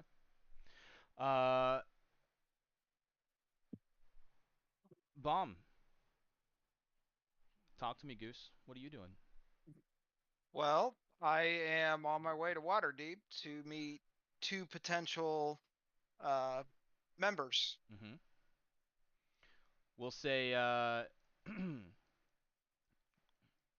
you're probably going to be coming in from the south of Waterdeep based on where you came in, taking the high road. Yep. And then Waterdeep is here. Yeah. So you're coming up through the Ardeep Forest. Fine. Cross here. Into Waterdeep. All right. Anything you want to do before you get to Waterdeep? Or are you just heading there? I'm all business right now. Okay. Get to the front gate. There's a couple guards. They're looking for papers. They just want to make sure you don't have anything, you know, illegal confiscated on you. They stop you, and they're just looking for some identification. I have my papers, but I'm also glaring at them because they're wasting my time. Well, papers then. Here are my papers. They look it over. Be quick with it. I've got business to attend to, and you can clearly see I'm no trouble unless you make it. That sounds like trouble. That's all right. He looks just like the other ones. Gives you your paper back. Come on through. And you see him just immediately start to ignore you. He's looking at the next people behind you. There's a big cart full of like produce coming up behind you that they're gonna inspect. I don't care. He's beneath me anyway. Okay. So now you're in Waterdeep. You just entered through the south gate. You're in the southern ward. Let's see. I'm making my way towards a tavern. Okay. Yeah, plenty of taverns there. You can you find one, stop in. It's a little dingy. It's not super big, but it'll get the job done if you're just looking to eat or whatever. I want some food and I want a drink. Okay. You can see there's not too many people in there. The barmaid comes up to you. What can I get for you? I'll have your best mead and some fish and potatoes. Fish and potatoes. Wow, big spender over here. Okay. Sure, I'll be right back. She leaves. You can see some of what are you wearing? I'm decked out in full armor. So I've got my shield with my sword on my back. I've got kind of a Roman-esque helmet on. Okay. I've got like a partial cloak. It's kind of going down my right side. It's a little worn. It's kind of torn and stuff because I've had a lot of action. Right. So armor's just beat up, but it's pretty. I'm intimidating. Okay. You could see some of the patrons inside are kind of like noticing you. It's not often down in this area of Waterdeep that they see people so well dressed. You can see one of them is kind of like eyeing you, not in a scared of you way, but in a uncertain, like what's this guy doing kind of way. Yeah. The barmaid comes back and she sits down your meat in front of you with what looks to be fish and potatoes. Potatoes are red instead of normal like brown color. And I prefer red potatoes, it does indeed look like fish. I nod at her and I begin to eat. You notice that she just hasn't. She just sits there and watches you eat. Can I help you? Why are you looking at me? Yeah, that's 5 silver. Oh, okay. My bad. 5 silver. I hand her. I reach into my pouch and I take out 5 silver coins. Okay. And I hand them to her and continue eating. She walks away. She goes back behind the bar and she starts to kind of clean up a little bit. Anything else you want to do? Right now I'm just eating and drinking. Okay. So no. Now we get to hear from Ellie and Frosty, as they are the only two that are currently traveling together. Woo. You want to go first? Sure. I did add to your thing the name of her character too, just so you guys both have it. Oh, sorry. I'm a birdman. As you guys heard me explain earlier, I grew up with a tribe of researchers. I have like turquoise tealish feathers. that are. It's basically the same color all over. I don't really have any other color feathers, and I wear sort of like this, kind of like resembles a gi, almost, but it's short sleeved and it's got like a fleece inlining to keep warm. And I'm basically just floating around, looking around, furiously jotting down into my book everything that I see. I need this information.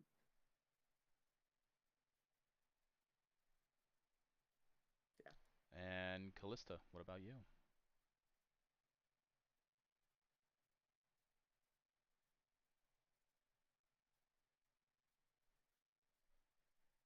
Ellie, that's you. Ellie. If you didn't, I don't know. She might also be feeding. Can you Marley hear me now? Yeah, now I can Yes. Okay. Yeah, I was definitely trying to call Marley inside because he was not coming. Sorry. Oh, okay.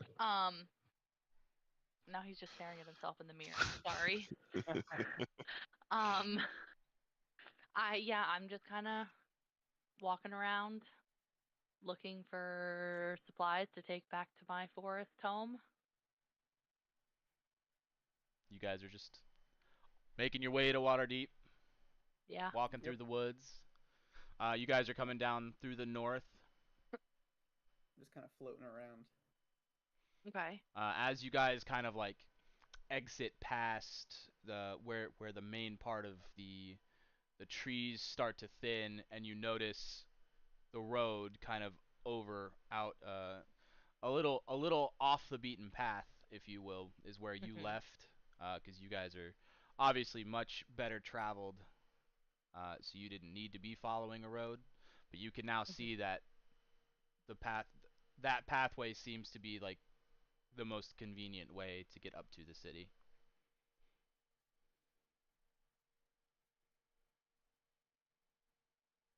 Yeah, I say we just follow along this because I just want to get to the city right away, and Yeah. I want to see everything because I'm here to learn about merchants and trade.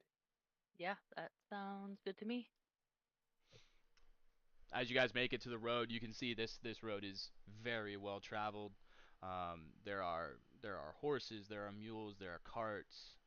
It is a very busy road for the time of day. This is probably early afternoon for you guys at this point. You can see it doesn't look like there's coming down from the north. It doesn't look like there's a lot of big convoys, but kind of what you would expect, like small-time farmers and people looking to trade and maybe pick up supplies. Kind of what you're on your way to do as well. Um, you notice a couple carts in front of you. There's one uh, cart kind of pulled off to the side of the road. They're trying to repair one of their wheels, and three little ones sitting in the back of this wagon, kind of like cheering one of the people on to try and fix this chair or fix the wheel. I'm gonna approach them and ask, like, "Hey, what are you fixing there?" Oh hey, yeah, just blew a tire out, and it's weird 'cause this is like my third one on the road. We're just from up north, and yeah, we just ironically, I'm here to get more wheels. Uh, but almost made it. But yeah, You're close. you know, you got any spare wood, any nails or anything? I just need to reinforce this little bit here, and I think we'll be okay. Let me check. I mean, all I have is rope. Really, Uh, that's my only material.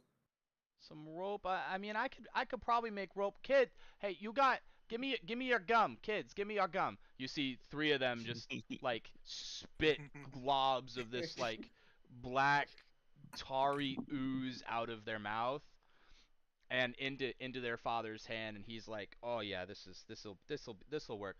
Can I get like a foot of that rope?" I give it to him. Yeah, I'm like curiously jotting down like this tar like stuff. I'm like, this is really weird. It's a mix of tree sap and herbs. It's not super good for your teeth, but it's tasty when you've been on the road for a long time and you got to eat a bunch of bran It's not the tastiest, but the tree herbs they give you a little sweets, and with the tree sap's not too bad. It works real good for glue too. You just gotta make sure the kids don't swallow it, 'cause we used to have 4, now we have 3. Oh. And he My cuts off the God. piece of the rope and makes like what looks to be kind of like a log in his hand with this gum adhesive, and starts to like work it into the rope. And then 2 of the kids come back down, and you can see them start to hold the wheel up. And he kind of does like a figure 8 kind of thing to hold it in place. And then he takes out what looks to be like a match, and inside his hand you notice him do a little flicker, and his hand starts to create a little bit of fire off of that match, and he holds that over, and that you see this tar substance start to like harden around the rope, and all of a sudden everyone lets go, and the rope is solid. The spoke is now perfectly aligned with the wheel, put back together. Hey, that worked like great. Hey, can I give you something for the rope? This was real nice. Are you guys going into water deep? Yeah, I'm going in to look for some supplies and get some information. Okay, yeah. We're just getting supplies for our cottage. Yeah, we live a few 10, 15, 100 miles north. Me too. We're out in the woods. Oh, you too, huh? Where are you from? I'm from the north regions. I don't really know where. It's just really cold up there. Oh yeah, I know Icewind Dale is up there. That's pretty cold too, and there's mountains and forest up there too. You came a long way down here. Mhm. I'm a researcher. Ooh, researcher. You're a smart fellow then, eh? Maybe. Maybe. Well, that don't seem. Well, you know what? You were smart. You had rope on you. So good on you. I believe it. Well, okay. Me and the family, we're gonna go. If we see you again in Waterdeep, let me buy you. I don't know. Do you drink? Do you eat? I eat. Okay. Well, I'll buy you whatever it is you eat. Uh, yeah. Okay, bye. And you see him get back up and and he kind of starts to take off. You notice the wagon kind of as it goes over the wheel, but it Well, continues I hope moving. they get across okay. Yeah, they're moving at about probably a little faster than walking pace. So if you're walking behind them, you probably still have I don't know, maybe like 5 miles. You can see Waterdeep out in the distance, but you still have probably about 5 miles through the valleys to get there. As you're going down the road, you notice they do get there. They get stopped. Their cart gets inspected. Um, Kind of the same thing coming from you, except this time it doesn't look like there's only like 2 guards there instead of the other gate had a bunch of guards. Um, and the same thing, they just ask you to identify yourself. What are you here for? Both of you. I'm here for research. Research. And for you, miss? To get supplies Supplies. You run a business. This personal. for Uh, myself. Okay. for my people. Your people. A bird and Yeah. an elf. That's not a combination we see every day. But Okay. okay. Yeah. All right. Here you go. He hands both of you a little flyer uh about what Waterdeep is all about. It shows you some patrons from the Yawning Portal. It shows you some do's and don'ts as far as how crime works, and some notable people. This would be very helpful because I don't know anything about this place.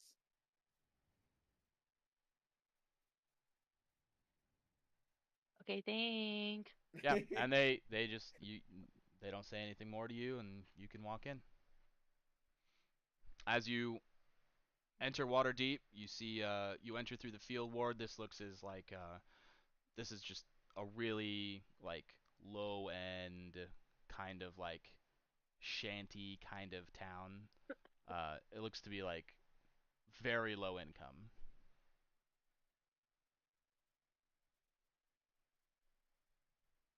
I thought Waterdeep was like a big, rich city.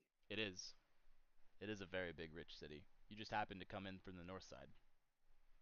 I didn't realize the north side was poor. So, oh, maybe that's. So in my mind, I'm kind of picturing like the main city from oh god, I can't think of the name now. The show Game of Thrones. King's Landing. Yes. Yeah, you can look at it like that, kinda. That's kind of just like how I pictured it in my mind. That there's like I would think like it's the more of wealthy part. like Vereen. What? The one with like Essos stuff. Yeah. Yeah. Yeah, okay. Okay. Was watching Game of Thrones part of the homework? Well, either way, I stay kind of like floating above the ground, like 2 or 3 feet, just in case. Because I'm a little sketched out. I don't know the area. Well, let's get out of here. Yeah, let's go downtown. As you walk through the field ward, you get to kind of another gate, and you notice it kind of come out. And here it looks significantly different from what it was. You can see larger buildings. You can see what look to be like businesses and factories. And you get an immediate deep smell of like fish. It smells so good. I'm really hungry. Yeah, you want to get something to eat? I do. As you look around, you notice that he had given you one of the pamphlets he gave you was kind of like, well, it was this map of Waterdeep, basically just listing out the wards and the streets and everything. Looking at the map, you can notice that there's a relatively large set of buildings at the top of the North Ward here, where there's a couple taverns. Okay, so you want to go find somewhere in there? Yeah, I want somewhere that serves seafood. Okay. As you approach, you got the wings. Fly ahead. See what you see. Okay. as you approach the North Ward, you can see it very steadily becoming more and more fancy. Not as many factories, but they are. It seems much more peaceful. It's more elegant. It's more civilized. It does have a large variety of taverns, shops. The streets are lined with rows of houses inhabited by the families of, all of the business owners, basically, is the North Ward. Right on the end of the North Ward, you can see on one side of the street there's kind of this like dilapidated little tavern, and then on the other side of the street is like this nice, almost looks like a pub kind of tavern.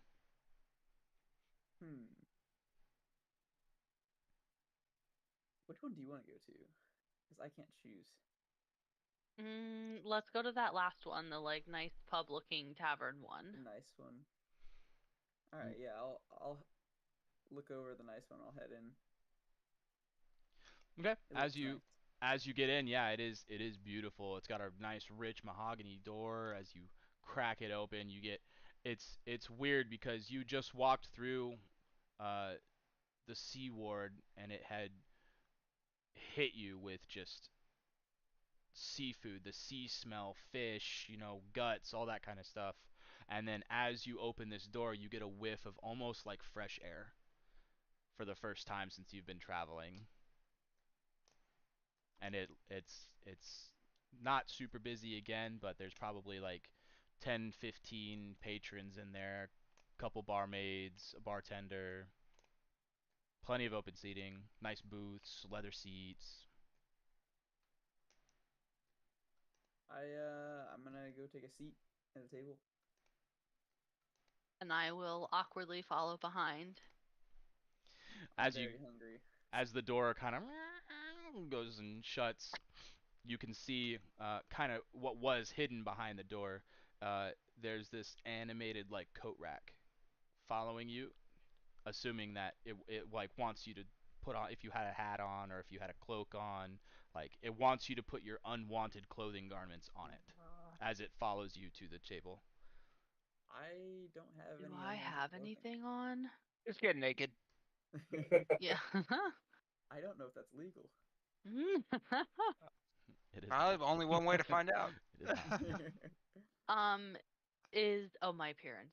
Um, is that something that I decided on if I have like a cloak or anything on? You can tell me now. Oh, If you had a then cloak, no. if you had a hat, if you were carrying a satchel you want to hang up, a bag, No, I anything. have nothing. Okay. I just look at the coat rack and I'm like, no, thank you. The coat I rack don't really know what it is. kind of like looks. If it could look at you, it looked like it kind of like glanced at you, saw you say no thank you, does like a little bow, and then kind of walks away. Goes back behind the door where it was. You see one of the bartender coming over. Aye, welcome to the Rusty Nail. Can I get for you? You guys have fish? Oh yeah, we've got fish. We've got what kind of fish do you want? Do you want it in a pie? You want it in a stew? You want it roasted? What kind of fish? None of those. I just kind of want a fresh fish Like to eat. a whole fish? Yeah. You have a preference on fish? Like a white fish, a brown fish, a black fish, a red fish? Kind of fish? What do you think would be best? I mean, I don't have a lot of people ordering just fish. Uh, but I mean, how hungry are you? You want a fish like this? You want a fish like this? You want a fish like this? Like I want a big fish. a big fish? Biggest fish you got. I got Biggest fish fish. as big as you. Okay, not that big. Well, Like a foot long. he looks down at your little toe bean claws. Like those? A human foot long. Oh, like these. And he lifts up his what you now notice is like a prosthetic leg. Sure. All right. And for you there, miss? I'll take my fish in a pie. A pie. Same question. What kind of fish? You want a white fish, a brown fish, a black fish, a red fish? You got a bluefish? Bluefish? I got yeah, I can get you a bluefish Yeah, can I take 2 of them? in pie. Yeah. Okay. Anything to drink? Water. No, really. Water. You guys aren't from around here, are you? We don't really, but that's not a thing. Where can I get water? The ocean. Where can I get fresh water? If you can get me a fish, you can get me water. Okay, let me see what I can do. And he kind of like you watch him kind of like threw Steven out of whack. He was not expecting that. Most people were like, "I'll take an ale or whatever." Nope, I'll have water. I'm thinking in my head like Back to the Future when he goes back in time to 1885 and they don't have water. It's like Well, whiskey I was picking and up on the beer. redfish, bluefish Dr. Seuss theme you got going on. Three fish why? Okay. Yeah, so he kind of like stumbles across and you notice he's taking his pad and his paper and he's like rubbing his face like trying to think of what he's going to do. The patrons are kind of not paying attention to you anymore. Or you at all. They never really did. They're pretty used to getting visitors in this part of town. You're right off the high road, which is the main road in and out of Waterdeep. And being that they are the more wealthy of this area, they don't feel threatened by you at all. So they just kind of ignore you. Okay. I'm just over here writing in my journal. Water not served. No water in water deep. No water in water. I know. It's got water in the name, but not water in it. They few minutes go by, and he comes out and he brings you a fish the size of his foot, puts it down in front of you. No plate, just the fish. Thank you. The fish is notably still alive, so you know it's fresh. And it's kind of just like bloop, bloop, flopping around on the table. Like it's been out of water now for a little bit, so it's kind of like on its way to dying, but it's not quite dead yet. And then he drops down a pie on top in front of you, and he before he steps back, he kind of looks at you. Is like, you're talking about water from like the ocean, but you want it like fresh. Like what's fresh water? Like water from the Drinkable. ocean is fresh, right? No. Do it's you got drink salt in ocean it. water? You can. Does it taste good? I mean, if that's the only water I've had, I don't have a good reference to it. What kind of water do you drink that's fresh? Where do you get fresh water? Like springs, From the stream? the streams. Places that don't have salt in it?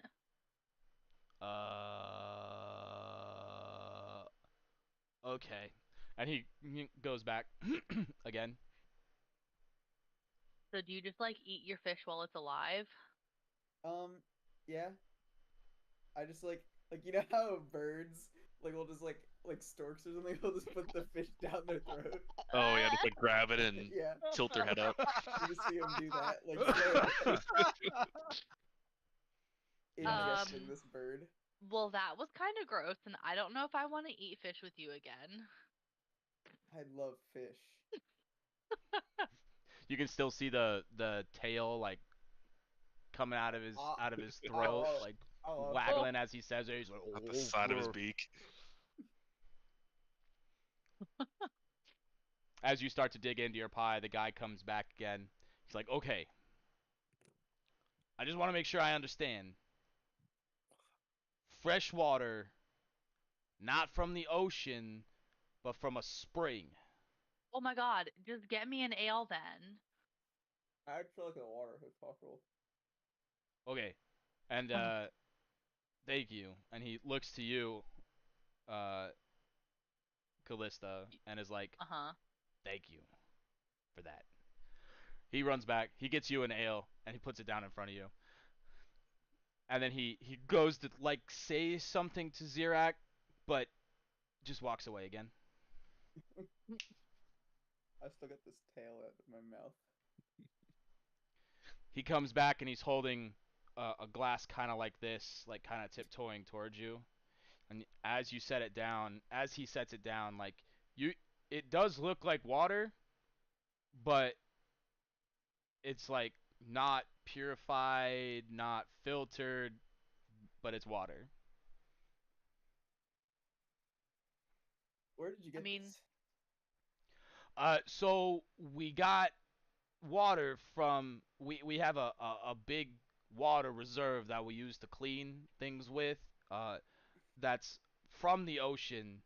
But we took it from that and then we kind of like rinsed it through stuff, so there wasn't a bunch of stuff in it. How did you rinse And then it with? Well, like we threw it through a towel. Like we had some cloth and we just kind of like pushed it through that into this cup to get all the junk out of it. And then I put some sugar in there to maybe, I don't know, counteract salt water, I guess. So like, what water do you use to cook with? Salt water. Fun fact, if you boil this, it'll be drinkable. Well, when we cook, we boil it. You want boiled water? I can get you boiled water.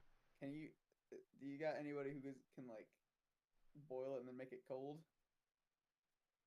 You got some like ice? You have any ice? Beth! You see one of the barmaids coming out. Yes. Can you make this hot and then cold? She's kind of like looks at you confused and was like, sure. You see again her hand kind of burst into fire. She puts the mug on top of it. How hot did you want it? Boiling, please. Boiling? It's gonna be too hot. Oh, that's why you wanted it cold out. Now that makes sense. She starts to go, and you see the flames start to get stronger around it. You see the water start to bubble. After the water starts to bubble, this is boiling, right? This is hot enough? Yeah. Okay, and you said you wanted it cold now? Yeah, just cold enough so I can drink it, and not like cold like ice, just like cold enough. Okay. And she kind of like throws it down on the table, and you see two of her fingers kind of turn blue, and she just you can feel it, or you can see steam like popping up out of her fingers as she's like swirling two of her fingers in this water. But Well, it's it like was cleaner than it was warm before. now, but it's not cold, but you could drink it. I'll just drink it. It's clean enough. Oh, you're gonna drink that after she just stuck her dirty fingers in it? I mean, it's better than the ocean water, to be honest. Actually, I gave her a little I mean, silver you piece did just for you did just her eat a whole troubles. fish, so Yeah, I'm not too like inclined with the idea of it having been touched or Yeah, you have no something. issue eating a whole ass fish. It's still Yeah. alive. I'm just gonna drink my water. I'm happy they She worked hard takes for it. she takes the one silver piece, kind of like thank you, and goes away. And he's like, the waiter kind of looks at you and is like, man, I you give are him weird. I give him a silver piece and I tell him thank you for your troubles. Uh, Thank you. I'll bring your bill. Is there anything else I can get for you guys? Not more water. Not more no, water. Haha, that's what I'm talking about. Another ale for you, little miss? no, No? How was it? Did you like it? It's better than water, isn't it? no. But I didn't feel like dealing with you anymore, so Okay. I'll be back with your Man, bill then. she rude. Oh my gosh. She rude. As you guys keep eating, a few minutes go by again. He walks up with a little piece of parchment, slides it over to you, looks up. On it, it's got written, you know, one whole fish, two blue fish in pie, one ale, and then one water, but it's spelt like WUTR because like they've never fucking heard this before, so they just made this You shit know, up. water is in the town of Waterdeep. We Oh my as a God. drink, it's not normal to have water in a bar or a tavern. Uh, and at the bottom, it's got a total. It's 15 silver. Whenever you guys are ready, Oh. I'll be behind the bar. You can take care of this whenever. Well, Um, do you want to get dinner today? yeah, I got it. Thank you. Oh my gosh. I don't know how to. Wow. I don't know how to take the money out of my thing. Okay. So uh, gold, one gold Uh-huh. is the same as 10 silver. Okay. Uh, one silver is the same Mhm. as 10 bronze pieces. Okay. Um, or copper pieces, not bronze. And one platinum piece is the same as 10 gold pieces. But platinum is super rare and hard to come by, so you most likely will not ever see platinum. Okay. So I guess I go up and give him because I only have what it looks like I have 5 gold, so I go up and give him 2 gold. Yep. Okay. Yeah, he'll go up with your bill, give him two gold, and you see I him. remove 2 gold and then I get 1 silver back. You'll get 5 silver back. 5 silver. 5 silver. Yep. Okay. He opens a little pouch, drops the 2 gold in, rummages around, gives you 5 silver, pops it back to you. Okay. Thank you, and sorry for the water thing. I didn't mean to offend, but that I've never had anyone come in and ask for water before. Now myself, I know, and the next time y'all come in, if I see you again, I'll make sure we get some water for you. And I appreciate that. All right. You two, you're welcome to stay. We don't close until like 10 tonight, so by all means, take your time. If you need anything, I'll be here. Enjoy. Thank you. Okay. All right, you want to leave? Yes. Okay. He gave me the creep. I hope you realize these are all just my alter egos. You married this. Yeah, I know. As you guys leave, you can see yeah, it's pretty close to like middle of the afternoon now. Been there for maybe an hour. Took you a couple hours to get from here, from where you guys started. And yeah, you can see that this is the main street of Waterdeep. As you go down, you know that uh, the place that you're supposed to be meeting this guild leader is down by the dock ward and the trade ward, in this quaint little tavern called the Yawning Portal. I guess we can head for the Yawning Portal if there's anything you want Okay. to do first. No, that's fine. Okay, I am gonna hold the map and float around until I stumble upon the Yawning Portal.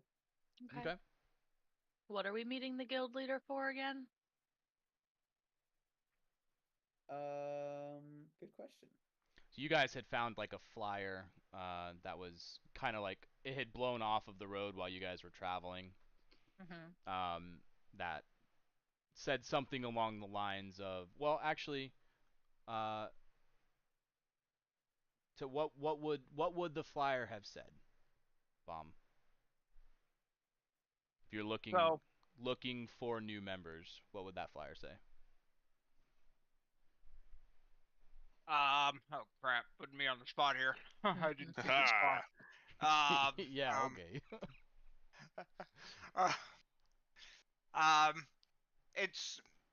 It says simply looking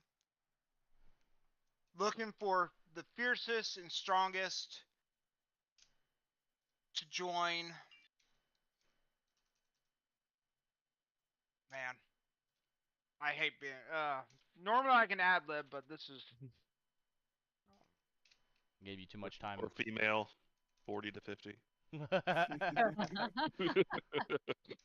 Looking for hot. No, I'm kidding. Hot stork on fish action. No. Oh, sweet. That's perfect for me.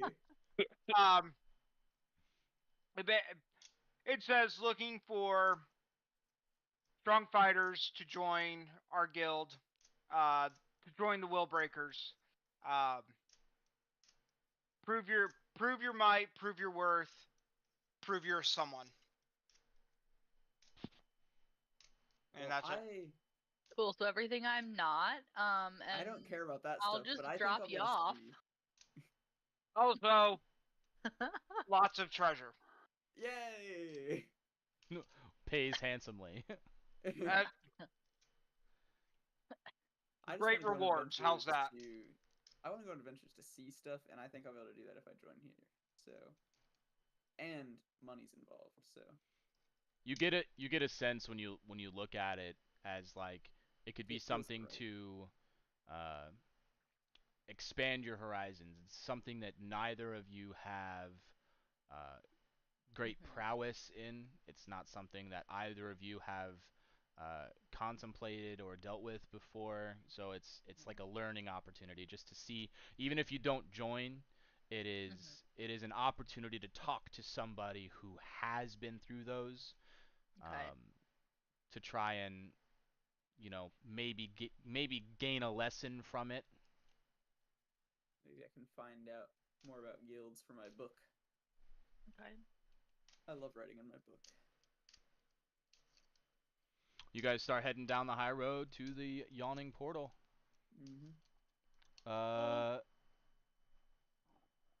Sochi, it's been a little bit.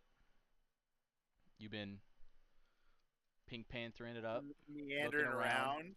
Hell yeah, I have, and I've seen plenty of characters. I've actually just making mental notes of the people I see and things that are interesting me because it's like I'm just a curious cat, just very curious. Of course, And you'd be a cat. you know, uh, what's that supposed to mean? Nothing. You know the fuck what it means, damn it. So pretty much just been leaning up against the wall, people watching, um,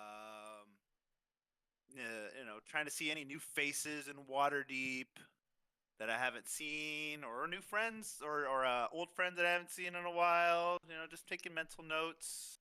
Kind of towards like the center part. Uh,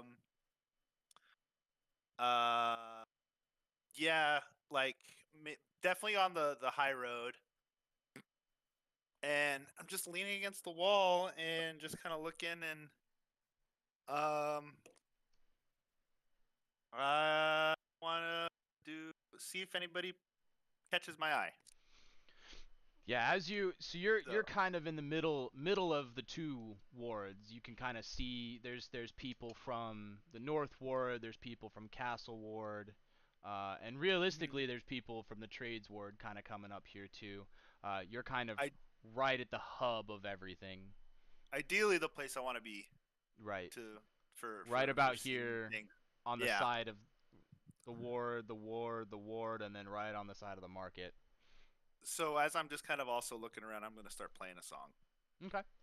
Yeah, you pull up. You can see there's kind of an unoccupied like market stall that doesn't for whatever reason have a covering. So you can kind of jump on top of the table, and it's got plenty of room for you, and it doesn't look like anybody's set up to do shop there. So so I make that my perch for the minute, and so I'm gonna, I'm only, oh crap, how tall am I? I know I'm not small. I think I am small. You are a small creature, yes. Yeah. Hold on. Racial features. Da, da, da, da, da, da, da. I mean, I think I'm like maybe 5. I'm like maybe like 4'7". I don't know. I'm tiny. You're big. So I basically go up and I find this thing, and I just like typical cat thing. I just kind of walk up and I just go and stand up on it, and I take my loots off my back, and I start making sure the strings are nice and tight and stuff. And I kind of look around, and I'm like, she's got a smile that it seems to me. And I just start singing "Sweet Child of Mine." You notice immediately a couple of the vendors to your left and to your right, in kind of a way, they weren't expecting anyone to start singing because you started out so strong, and there immediately a crowd starts to. That's how you grab their attention. Yep. Immediately a crowd starts to kind of huddle around you. And you can see a good mix of people. You can see some of the merchants that were in the market have stepped away from conducting business to watch you.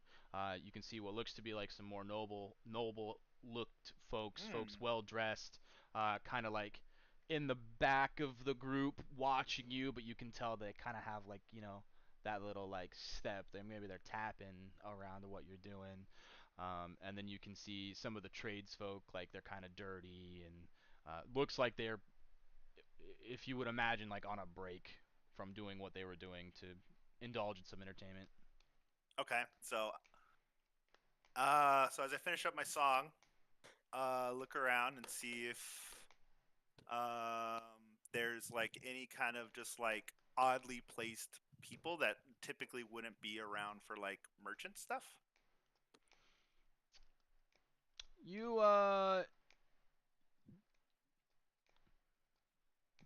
don't notice anything spectacularly out of the ordinary.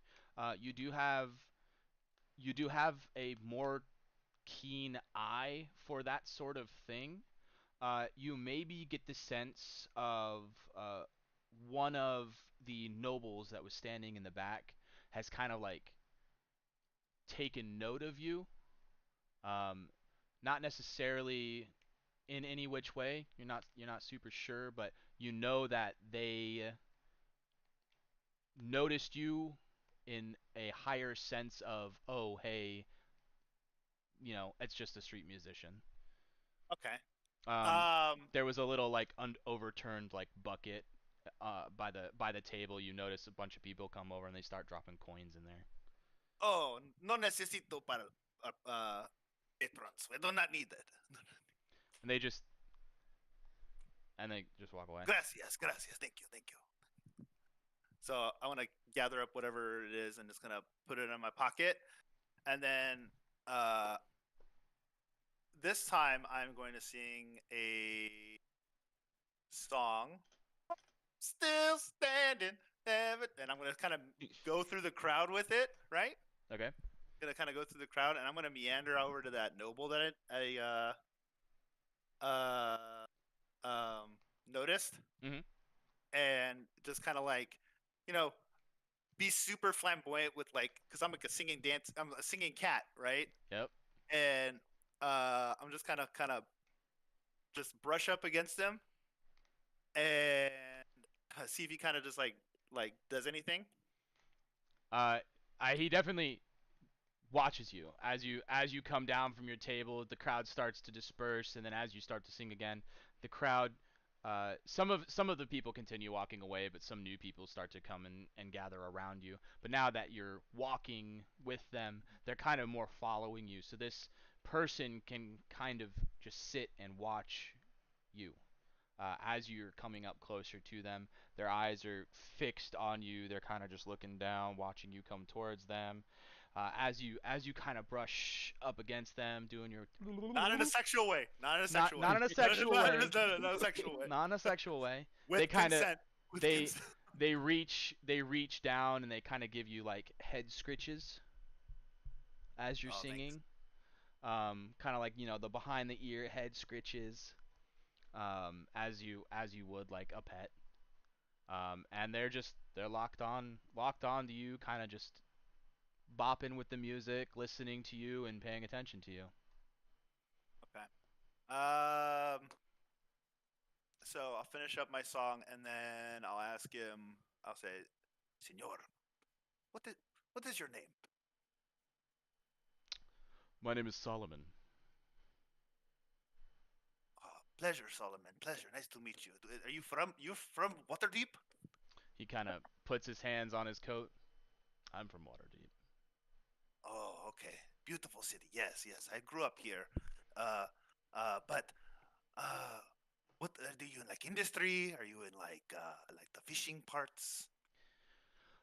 You could say I am in the entertainment business, like you are. Ooh, well, it's perfect that we came across each other's paths. He reaches into his jacket and he pulls out a little coin. It is a gold coin, but it's not the standard gold dragon that you would see as currency in Waterdeep. It's stamped with his information on it,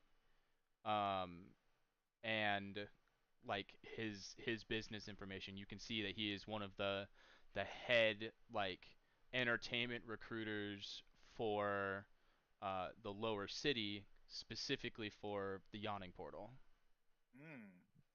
Okay. He reaches down, he hands that to you. Is that for me, sir? This is for you. If you have more songs, I've been looking to, let's say, replace my current entertainment. Well, look no further, señor. I got plenty of canciones for the people. Well, that's good. My current entertainer has he's currently been through something, and I think I need to give him the boot for a little while while he takes care of whatever he needs. The life of a musician can be very stressful. Very much so.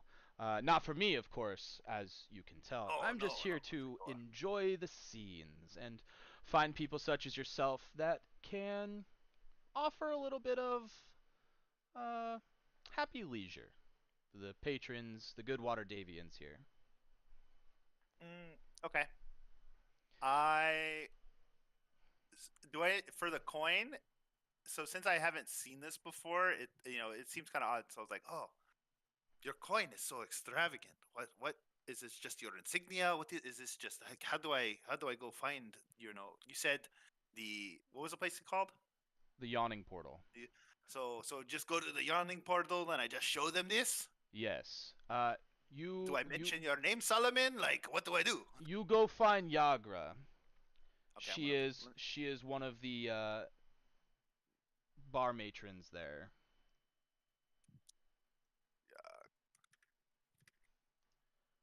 I need to unzoom this. I think her name is Yagra. Okay.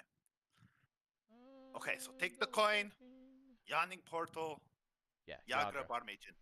Estás Yagra Stonefist is her name. Yeah, you can mention my name if you'd like, but if you show her the coin, she'll know I sent you. She'll make sure that she gives you all the details you'll need in order to replace our current entertainment. Would it behoove me to go there right now or when the sun sets?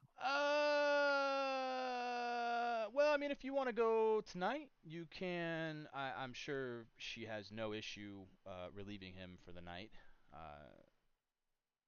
But if you want to wait, sure, you can wait. It's just one less night you'll get paid for. I think I'll go there now. Well, and he kind of points you down. You don't need to point to me where it is. I know where the Yawning Portal is. Very well. Sing along. I could say that I have had some mischievous nights in there, no? Haven't we all? Sometimes you wake up with a little bit of the, and you gotta take a little bit of the hand. It's so.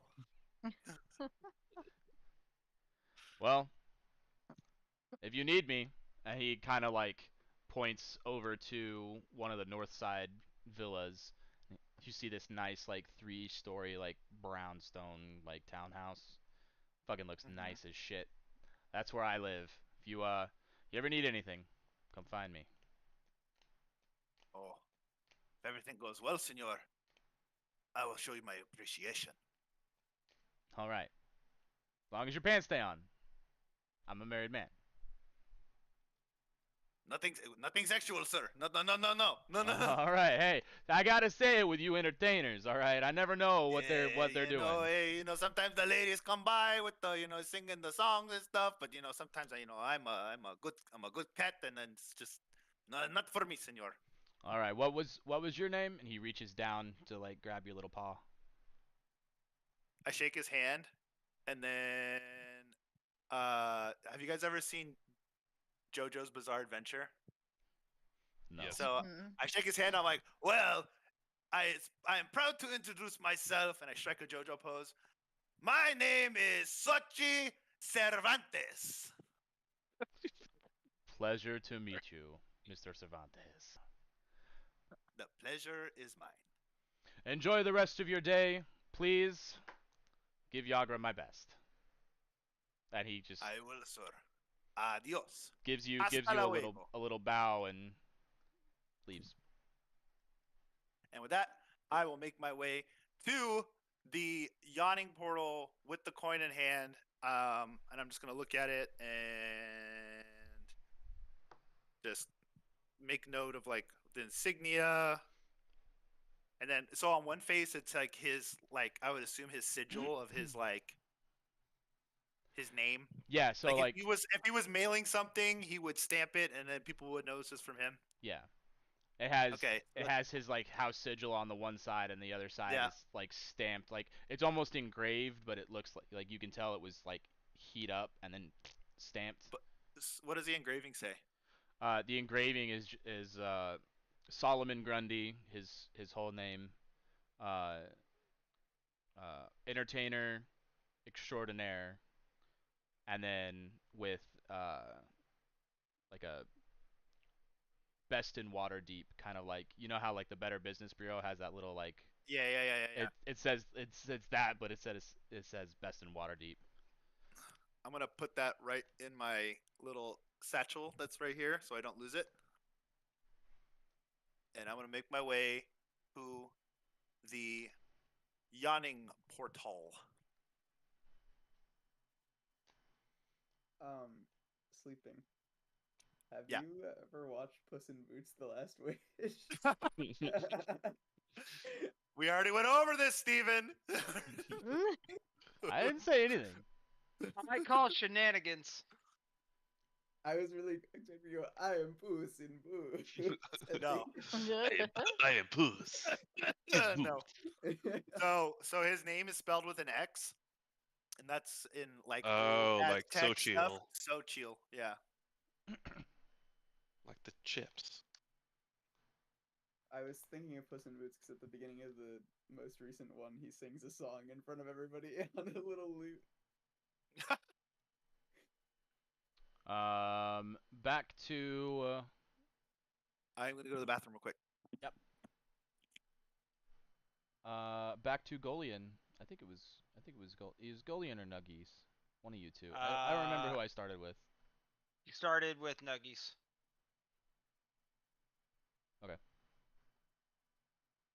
Well then, Nuggies. Mr. Morin. Hello. You have been able to eat. You have. You What were you doing? I don't remember. I was in the Yawning Tavern or the Yawning Yawning Portal. That's right. You're Portal already there. Tavern. Yes. Yeah, you're just kind of Eating chilling, some lunch. chilling and eating. I was rifling through my pack once, twice, 3 times, over and over again, making sure everything's there. Was it? It was. Okay. Every time.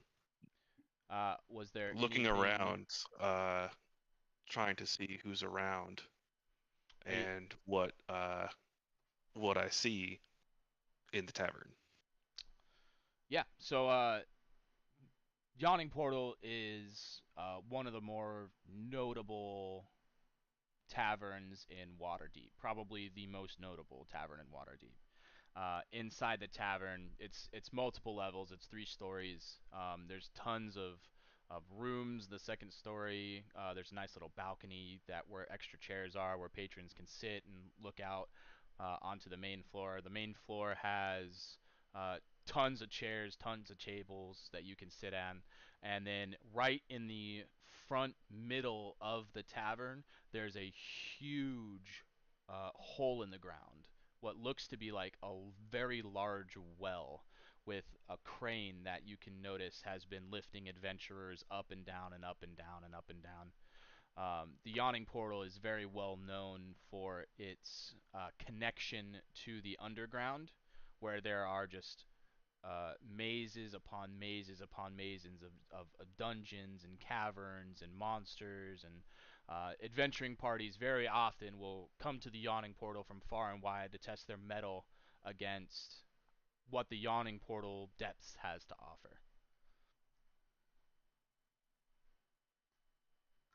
So it's poppin'.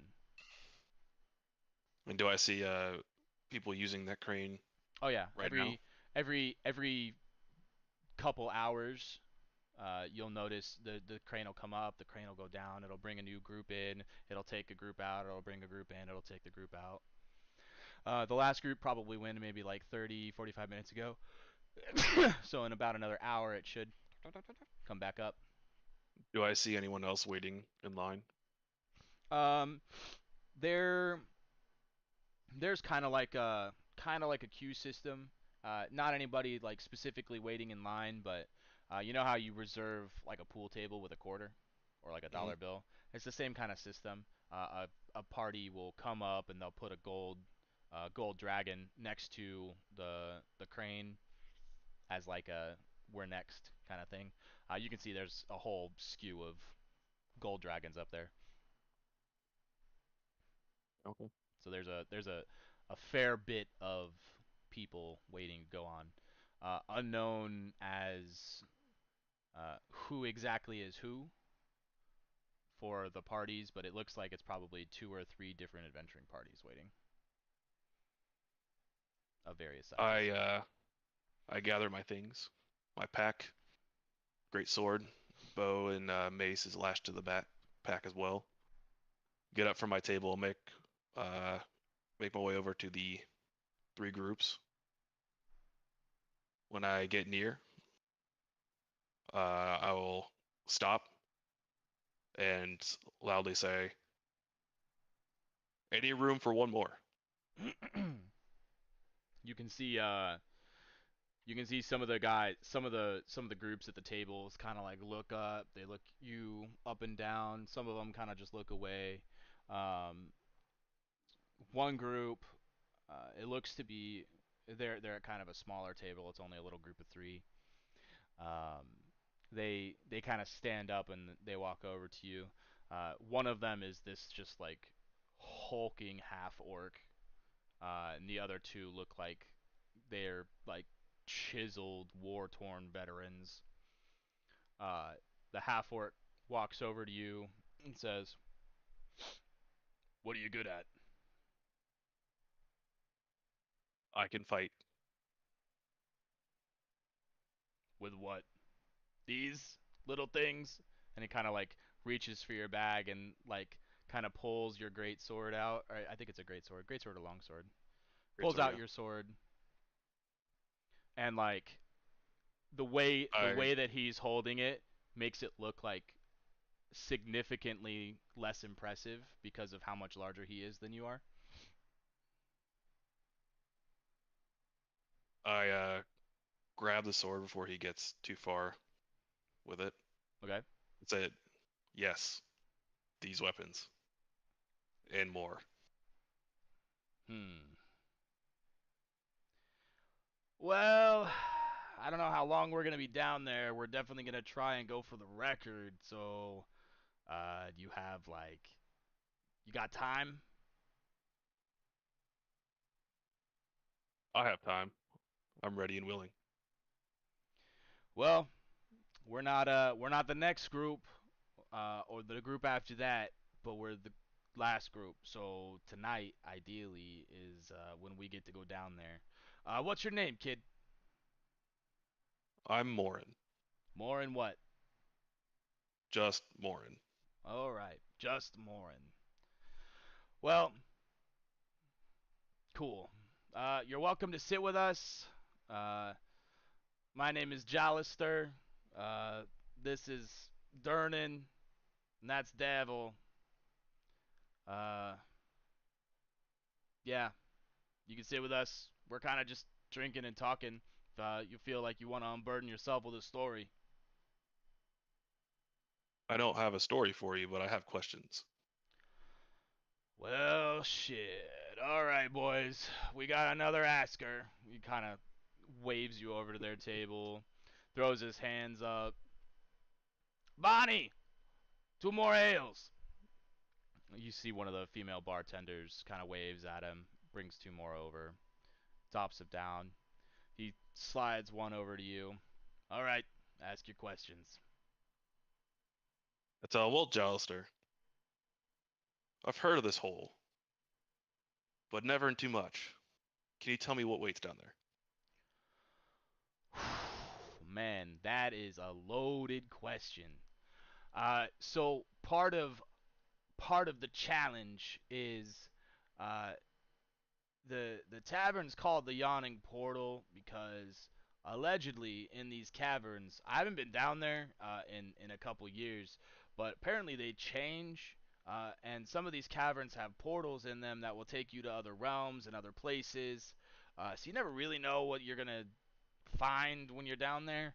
I mean, we've heard stories of displacer beasts, trolls, uh, mimics. There was one guy. He said he found a whole mimic colony down there. It was, I didn't even know that was a thing. Uh, but I mean, I yeah, look at him and I say, mimic colony. yeah. So he walked in and he thought it was just like an abandoned village, but everything was a mimic. The chairs, the walls, the paintings, all of the corpses, all mimics. I I look at him, not believing what he's saying, but not willing to say it out loud. he, you can tell that he has no reason to lie to you. Okay. He is still not specifically impressed with you, so he would have you get the idea that you get the feeling that he would have no reason to intimidate you not to come. So he is being mostly truthful. I look at him and I say, Tears bloody stump, you're actually telling the truth, aren't you? A mimic colony. Mimic colonies. Again, I haven't seen it, but this guy had no reason to lie to me, and I got no reason to lie to you, so I wouldn't blame you if you don't want to go down there. Like I said, we're going for the record. Most of the parties that go down there, they go down for an hour or two and they come back up. That's the safe way, so that you don't end up wandering too far, going through too many portals, and you end up not being able to find your way back. We have a plan. I think what we're gonna try and do is just explore the caverns themselves, not go through too many portals, unless we don't find anything, in which case we're gonna have to go through portals. But like I said, could be a while. We might not come up for a day or two. The record right now is a day and a half, and even then, that record, only half the party came back.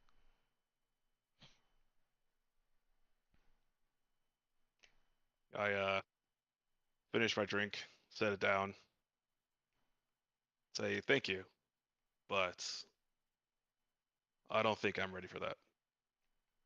Hey, we'll be here.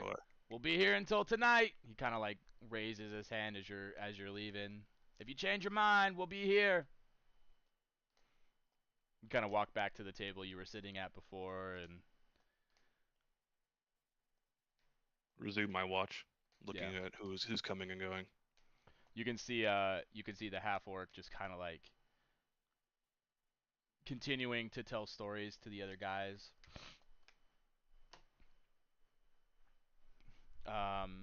Yeah, there's probably about 1, 2, 3, 4, 5, 6, 7, 8, 9, 10, 11, 12, 13, 14, 15, 16, 17, 18, 19, 20, 21, 22, 23. There are 23 people other than you in the yawning portal right now. When I'm looking around, do I see anybody that stands out? Sorry, 24. Let me check something really quick.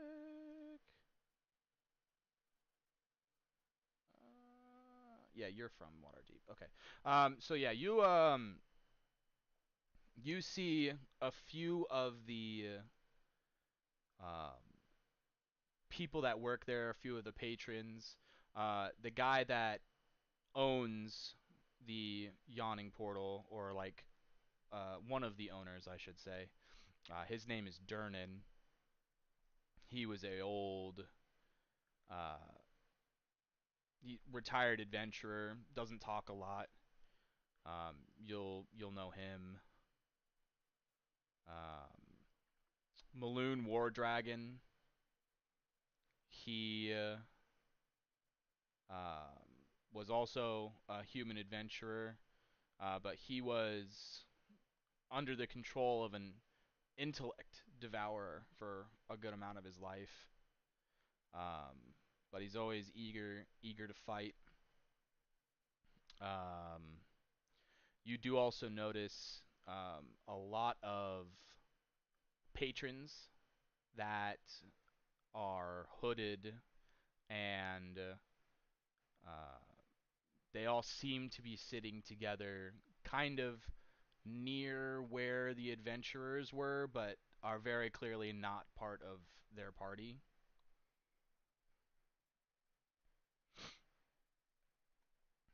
Do I recognize anything about those patrons, about the hooded people?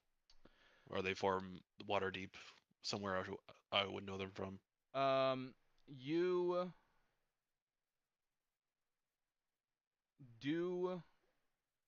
You have seen them around in Waterdeep. I'm trying to find the part in my notes where I have them, their location.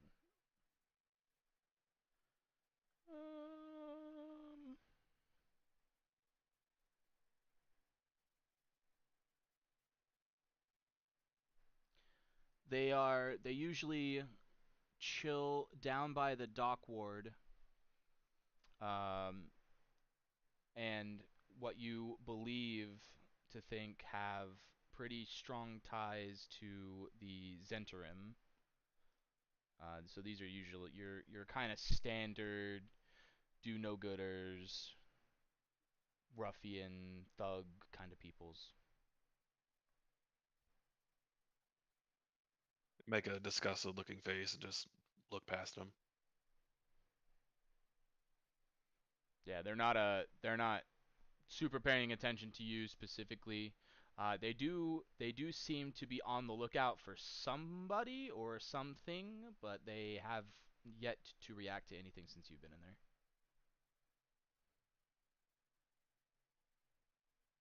Okay.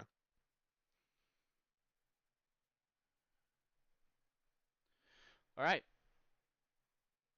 Golian, now it's your turn. So I finish eating. Yep. I get up. I leave 3 silver pieces on the table as a tip. Tip. Okay. Damn, that's a good tip. Yeah, it was a good fish, and the meat was pretty top notch as well. So I pay well for good alcohol. See the barkeeper notice you stand up and leave, says, "Oh, thank you, thank you." I just ignore him and keep walking. I'm gonna head to what's it called? The portal. The yawning portal. The yawning portal. The yeah. Okay. The tavern. Yep. Yeah. So I'm making my way down, and I'm just kind of. I'm not really turning my head, but I'm just kind of like using my peripheral just to observe. I'm always looking for possible threats or maybe, just, I don't trust anyone. Yeah, absolutely. So I'm walking, people are like kind of looking at me. They tend to move out of the way. I don't care if they're in the middle. I'll walk right through them. So I make my way to the tavern and walk inside, and I just kind of stop and I'm looking around. Yeah, as you walk inside, you walk in, you thrust open the door with a kind of authority that people don't usually ignore. Most patrons will kind of just open the door and go in, but you kind of open the door, So a lot of the patrons, some of the bar staff, they give you a good look up and down as you enter, noticing you, taking you know taking heed of you effectively, that you seem like somebody of authority, and that's not unusual for them, but it does change how they act a little bit. Morin, you notice as Golian enters, uh, again clad in the same kind of gaudy, uh, standard type kind of, not standard, but like overstated armor like you have, um,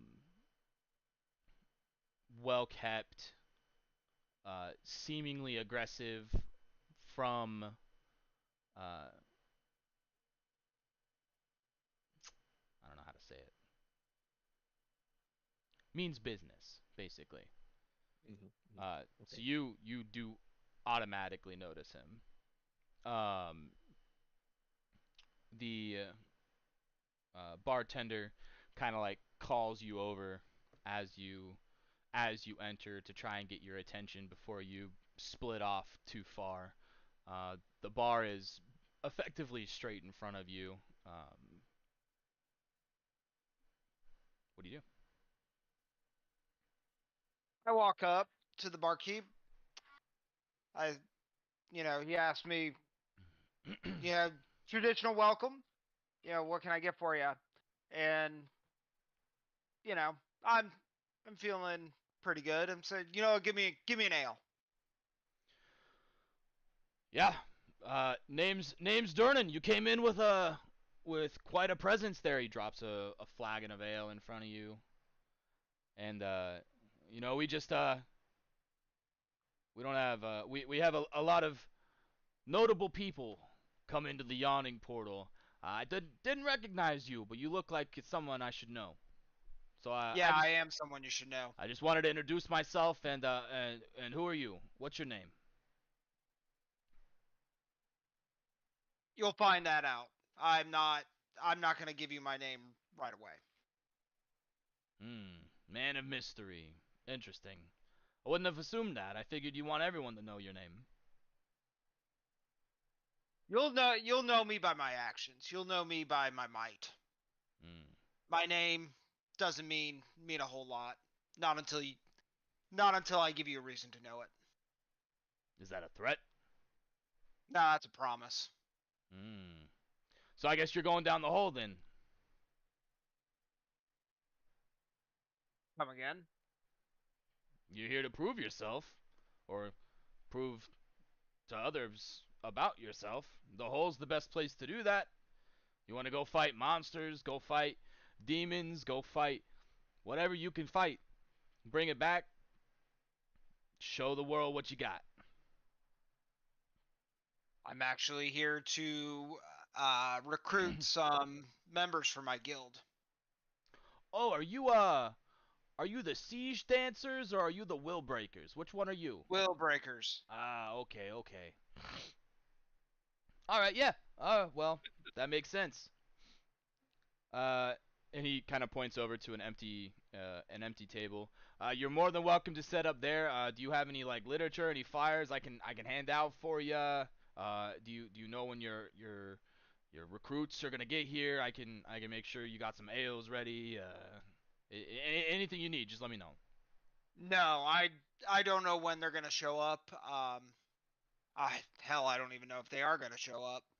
So, but I'll take my seat over there, and if anyone comes and asks about it, I'm over. Send them my way. You got it. Use the will breakers again, right? Will breakers, yes. All right. He fills another flagon of ale, slides it in front of you, and is like, "Who knows how long you're gonna wait? Here's another one." I nod and walk over, sit down at the table, and I just I'm leaning back, just observing. You're able to position yourself really well, so that probably like 85% of the patrons are in front of you. The 15% of patrons that are behind you, it's like the entertainers and like a couple patrons that are like mostly drunk. You don't need to worry about them, so you're able to focus on everyone else. You notice kind of the same things as Morin did. You'll again see him kind of sitting there again at a table, kind of sitting drinking by himself.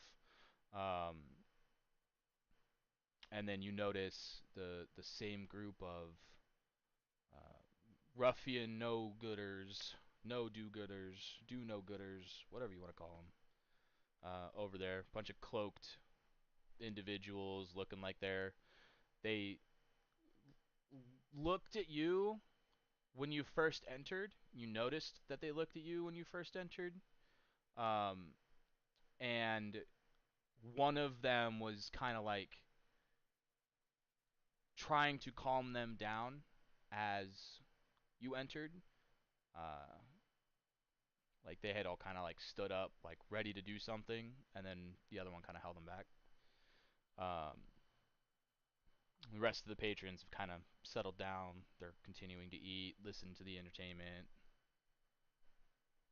Before he gets to his seat, I wave him over to my table. I walk over. Are you one of the ones I'm supposed to meet? I don't know anything about a meeting, but I do know somebody who knows what they know. Sorry. No, I do. I didn't mean to say that. It's midnight. I like it. It's midnight. I've already started drinking my beer. Oh yeah, now it's a party. No.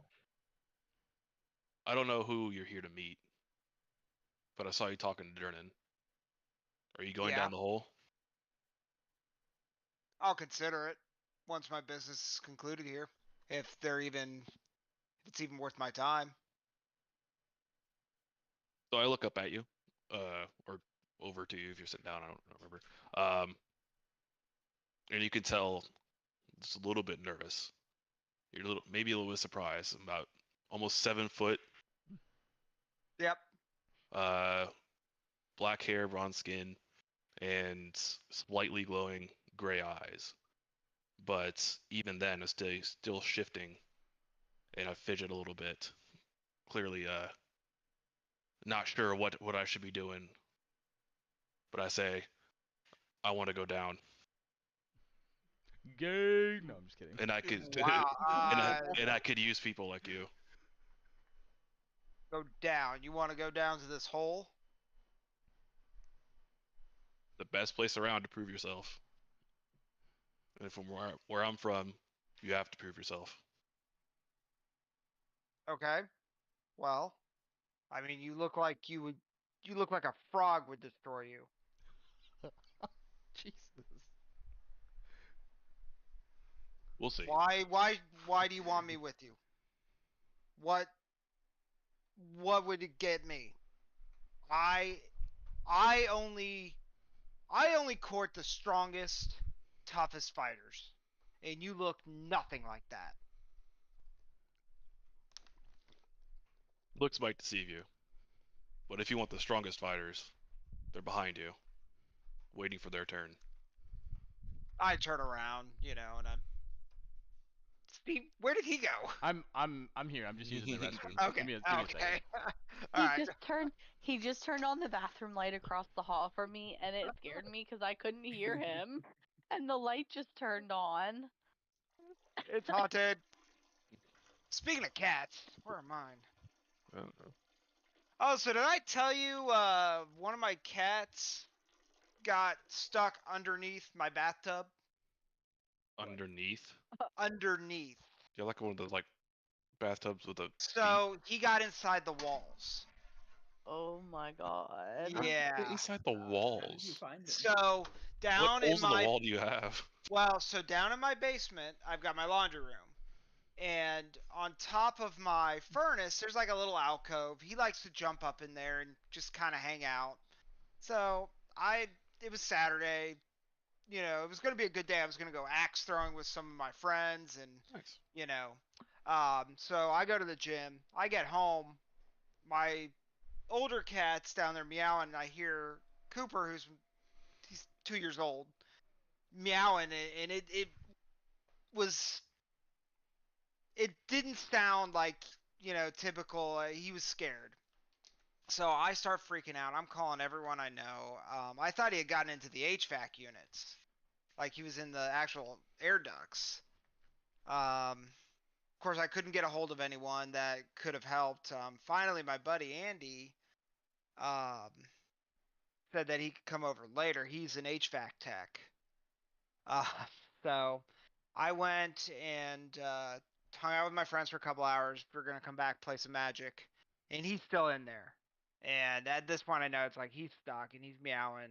I'm freaking out because I'm thinking he might be injured.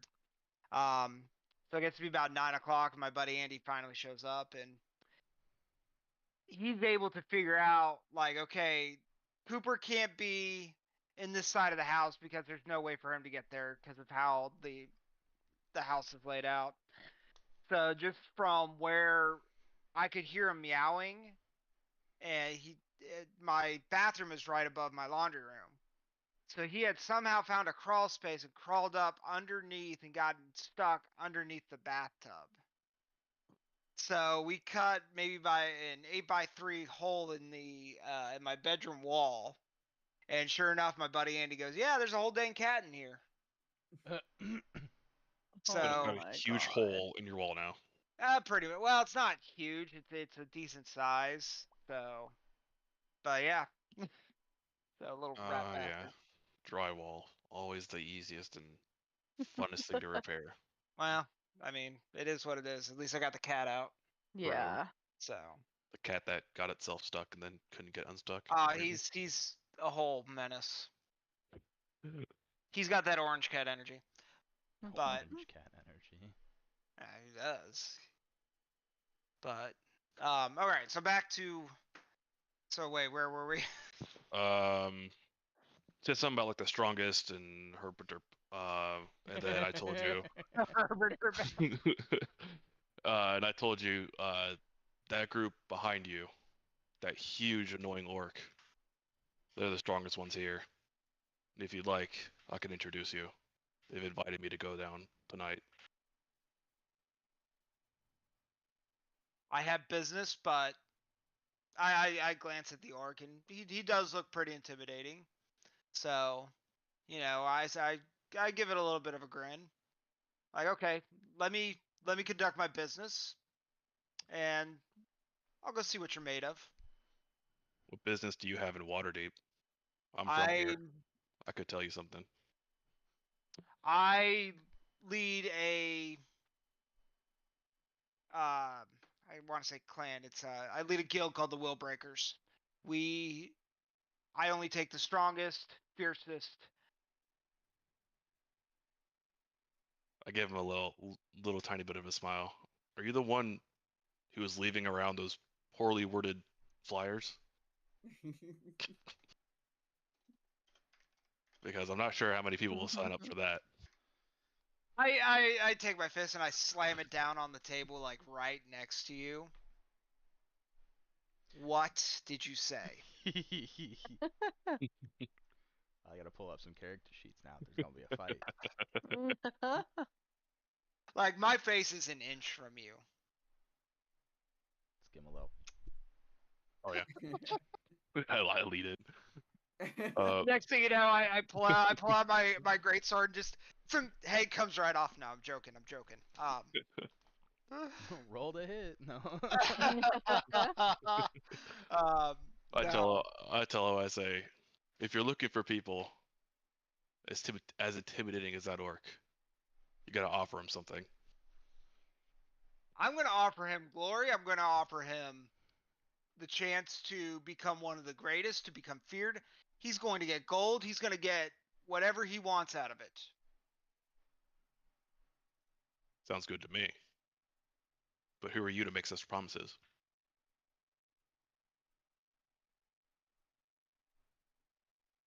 In fact, I'll tell you who I am first. I'm Morin. Okay. I grew up here. Okay. From the Temple of Tyr. And when I prove myself, they'll allow me to take my oath as a paladin. I want to go underneath. You want to be a paladin? I will be a paladin. My voice shakes a little bit as I say it. Yeah, I can hear that fear in your voice. You've got no conviction. You won't make it. Not fear. I am a paladin. I look at him. You can see the half orc on the table behind you. They both kind of like, well, the half orc kind of like glances back over to both of you, and then kind of snickers as they turn back around. I didn't see them because I'm focused on this scrawny. Yeah, your back is to them, but Morin absolutely did see them do that. I glance over when I see them, and I look back. Does the name Golian mean anything to you? No. And from the reactions behind you, it doesn't mean much to anyone here. Oh, it should. It should. Well, Golian, if you want to take a seat, I'll buy you a drink and you can tell me why that should mean something to me. Fine. I take a seat. I'm glaring daggers into you right now. Bonnie comes over, puts 2 fresh ales down on the table. Y'all look like you need some of this. Here you go. Just kind of like squirrels around again.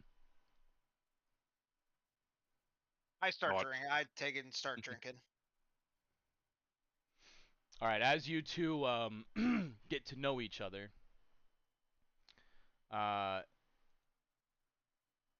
Zirak and Callista, you guys are plopping heading down to the yawning portal.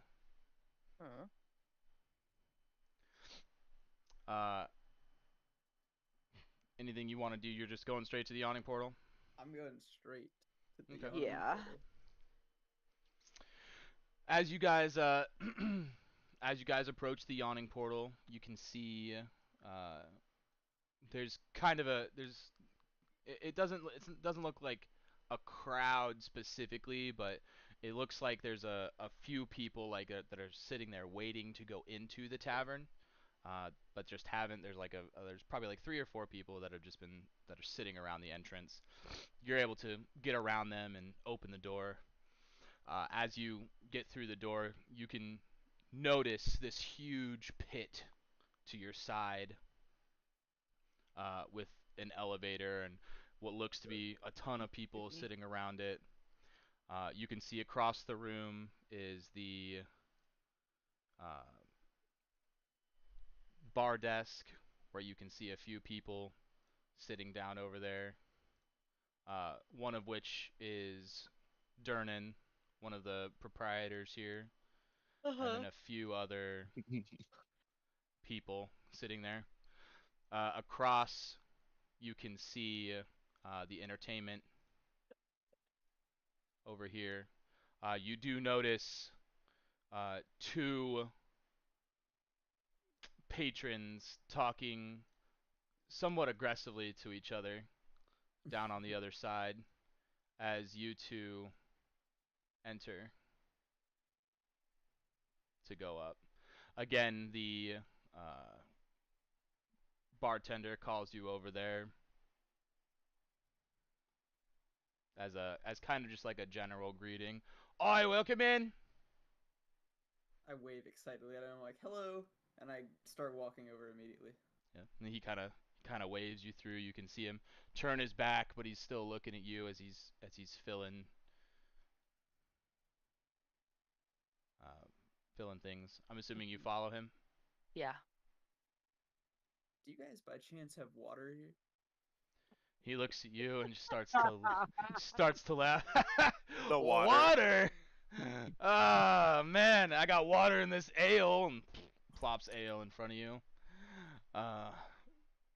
Turns around again, cranks another one, throws down another one for the little one. So, what are you guys here for? You here for the pit, or are you here for the entertainment? Well, I got this flyer saying I could explore a bit if I joined them. What's the group name? Are you the Siege Breakers or the Will Breakers? Maybe it was Siege Dancers. I don't remember. Siege something. Will Breakers. Will Breakers. Ah, okay. Yeah, you see those 2 angry gentlemen over there? Mm-hmm. And he points to Gullion and Morin. Yeah, the more angry one, that's the one you're meeting with. Oh, goody. You want me? I can introduce you. He wouldn't give me his name for whatever reason, but he's been yelling. So I don't know. Maybe he's drank enough to maybe he'll give you his name. If you could introduce us, that'd be nice. Yeah, sure. He comes out, opens up the little bar stool thing, walks over. Come on now. As you guys all walk over. I see Durnan walking over, trying to avoid staring at the guy next to me. I say, Durnan, we weren't causing trouble, I swear. You know me. No. It's fine. I believe they're actually here for you, sir. The name's Golian. Golian. Ah, nice. We have a name for the face. These 2 said they got a flyer from you. For the Will Breakers. I just wanted to come over here and make sure they got here and make sure you guys need anything. Yeah, another ale? Anything? No? I'm good. All right. Great. You 4, enjoy. I'm gonna go back and yep. And he walks away. I'm looking at the two of you, and I'm just like, you're the ones I'm supposed to meet. Yep. Well, I don't see anybody else here asking for you, so. First off, I don't need a shield maiden in my group. First off, who said I'm a maiden? What year is it in this? What year is it? What year is it? Are you asking for like socioeconomic, like is it okay to assume somebody's gender kind of bullshit? If there were a hypothetical women's rights movement in this universe, when would it have occurred? This is high fantasy. Women still don't have rights, bro. Come on. Yeah, I was about to say, so what? You gonna cancel me? I mean, you can say whatever you want. We're in an anything goes kind of age. If you're strong enough or you're persuasive enough. Anything goes kind of age. Why? She Okay. can do whatever she why wants. do you guys? Why do you want to join? I need to research, and I want to go on adventures to dangerous Stop. places. Research? No. We are fighters. We are brawlers. We are honorable warriors. We're not gonna. But there's not a lot of people here. I interrupt him and I say, "There's lots of things to research down the hole. I'm trying to go down. You want to go with me?" I kind of do. The party of 3 is the ones right behind you. All right, you know what? Fine. Let's do this. I want to see what you guys are made of before I make any decisions. Well, I have a cool weapon though, so at least I'm neat enough. Doesn't matter how cool it is. Can you use it? Yeah. Okay. It's a Birdman weapon. It's a Birdman. It's an equal. Ah, the bird person. Hopefully by the end of the night, I'll be having me a nice, juicy bird breast. Goodness gracious, sir. Oh, I'm a just out of character. I'm a dick. You guys will not like me. I hadn't noticed. Imagine. Imagine if you had a bard to put him in his place. Wait, I told Stevie that I wanted to be my character to be the exact opposite of who I was in real life. What species are you? What? What species are you? I'm a human. Yeah, he's a human. Yeah, I'm just a human. Okay. As you guys are associating, the door swings open one more time. Golian, you are the only one with like a good clean eyesight on the doorway as it swings open. But as it swings open, you don't see anyone walk through. But then it swings closed. So I'm watching. Of course I'm not seeing anything, but I'm getting kind of a sense something is there. So I kind of just reach back behind me. I don't fully grab my sword, but I'm just kind of, like resting my hand near the hilt. Just it's relaxed, but at the same time, I can grab it real fast and draw it. You have your sword on your back or at my your back, yeah, hips? yeah, on my your back. Okay. Yeah. Like it doesn't look like I'm actually kind of reaching for it to draw it, but I'm just kind of, I got like 2 or 3 fingers on the hilt, just kind of. It looks like it's just resting there. You notice as you look at the door, kind of like as you're panning around, you see this large Leonin figure sitting alone at a table, and then from across his shoulder, you get the slightest glimpse of this little cat figure walking in. I'm kind of eyeing it like, what the It smells hell? like the perfect place for me to be. As you walk over, Durnan again will see you. Hey, oh, hello, little one. Welcome in. Oh, thank you, sir. Thank you. Could I please get your finest milk stout, please? Are you walking over there? Yes, I'll walk over there and I'll talk to him. Milk Oh, he's so stout. cute. Yes.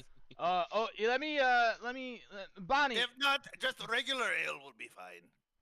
No, I think I can get something. Bonnie, why don't you go check? You go check for some stuff. Okay. She goes chilling in the back to go look for some stuff. She comes out and she comes out with this like little bowl of cream. It's like the closest thing that they have to milk. Fresh from, well, I guess it would be unpasteurized milk, straight from a cow. You make it a little spicy for me. And by spice, I mean put some alcohol in it. Durnan starts. He grabs it. You know, Durnan. Hey, orale, vato. Throws it in there. You can see the level just like rise in the bowl. Drops it down in front of you. I can put that in a mug if you'd rather that. Yes, I would. For my dignity, yes. All right. Grabs it, throws it, kind of like does a little shing with the. And I just take it with both my paws because I guarantee I can't pick it up. I just go. Refreshing after the road. Another? In a bit. I'm going to look around and see if hey, is there a Yagra working here today? Right next to you. You see this okay. large lady. I'm just gonna make a note of her, and I'm just gonna like, okay, so I just know who to look for, and I just look around, and this is just me being a curious thing. I have never seen a bird person in my life. Okay. Yeah, I was going to say, I haven't been paying attention to anything going on. I immediately notice the bird person that's there, and I just like stare, and I'm just like, hey, Darnan, what is that? Which one? The angry one? The more angry one? The one with the wings. Oh, yeah. I think they're called Aarakocra, somethings. They fly. I've never seen one. He seems really nice. I don't know about their friends, but he seems real nice. Well, only one way to find out. You want me to introduce you? And I put. Oh no, that's okay. All right. I put my mug. I hop off the stool and I just go. Thank you, sir. Thank you. Thank you. You're like the little tiniest. And I'm gonna walk over to Zarak and I'm gonna be like, and I'm just gonna. Oh. Hello. Okay. Side note: how tall are you? I'm like 5 feet, if that. Okay. And how tall? Yeah. Are you a halfling? Me? No, Ellie. She's a half elf. Yeah. Oh, okay. I'm Then not. never mind. I'm not gonna go off. Picture looks like a halfling for some reason. Okay. Wait, actually, how? What's your exact height? Because I'm also pretty short. I'm 5. I'm like 5 foot in heels. Okay, I'm 4'8". I'm 4'8". So. Oh. What? Hola. What is your Hello. name? I'm Zarak. Oh, nice to meet you, Zarak. I've never seen your kind here. I've never seen your kind. Oh, well, I am a tabaxi, and we're just curious about the world and stuff, and I have never seen you, so I want to know where you came from. From the north. From like way up in the north. Estás frío up there, eh? Yes. It's cold. What brings you to Waterdeep? Also, who are these friends you are with? Who is this giant man in the metal armor, and then this other one who's just looking like a brood, and then the bonita lady right here. Well, the mean one is Golian. Which one's mean? Are you mean?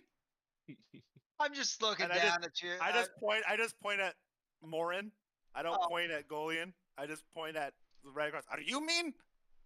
Takes me a second to to react, I've been staring at the teal-feathered bird person standing across from me.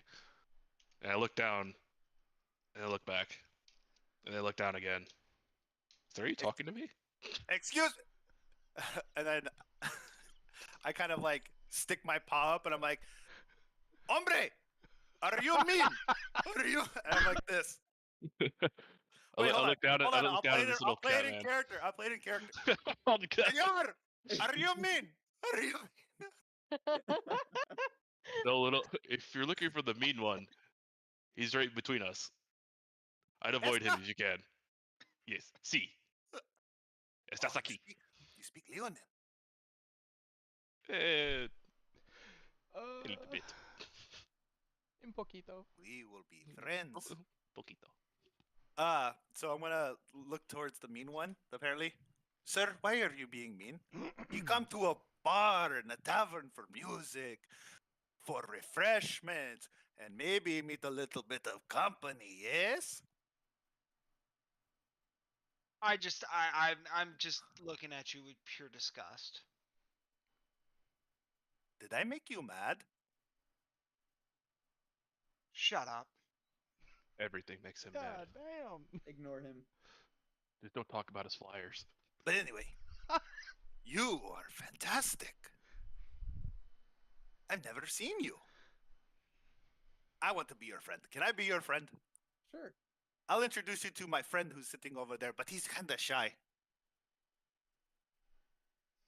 You notice him point over to this large Leonin, beautiful gold mane, looks kind of like he's got this like leather scabbard on over his shoulder. It looks kind of like a bandolier, but it's just holding a couple axes and a big great axe. That's my kind of Leonin.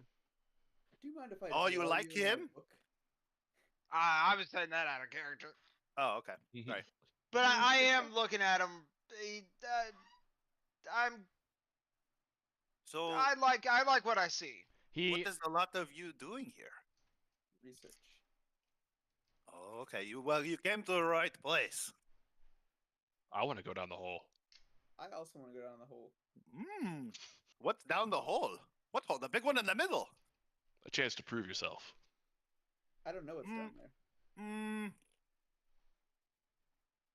You know, will they let us down there? Let anybody will. down there? Oh, they will. Let me tell you, my friend. You see that line they have? You can pay for a spot, and then they will let you down. But you have to wait. What is the wait time? You see that big half-orc? Looks mean. A little bit less mean than the guy next to me. He's third in line, and he won't go down until late tonight. Well, let me, and I kind of, idea pops in my head. I'll be right back. And I'm going to waddle. I think I can move this. Yeah, I can move this for free. Waddle. You should be able to move your own characters. Yeah. Wait. And I'm going to go to Yagra. And I'm going to tug on her shirt or whatever. Just like to try and get her attention. She's got, you can like tug on the underside, like her little undershirt under her armor. She's just just looks over you initially and then, oh, hello! What can I do for you? Well, she kind of just grabs you and puts you on the table. Please don't do that. I'm sorry. I just don't want to bend. Fair enough. But, dos preguntas. What? Primero, question, sorry. Question. Oh, I'm good with answers. I was sent here with, and I show her, I rummage it and I show her the coin. Solomon gave me this. He told me to find you. Solomon! The first thing. And I was curious if, my friends over there that I may or may not have met, like, I don't know, 30 seconds ago, were wondering if we could potentially skip the line. They want to go in the hole. You wanna? So you wanna go down the hole, or you wanna perform? Or do you want to do both? Both. Yes. Do you yes and yes. You just want But them. You first. Go ahead.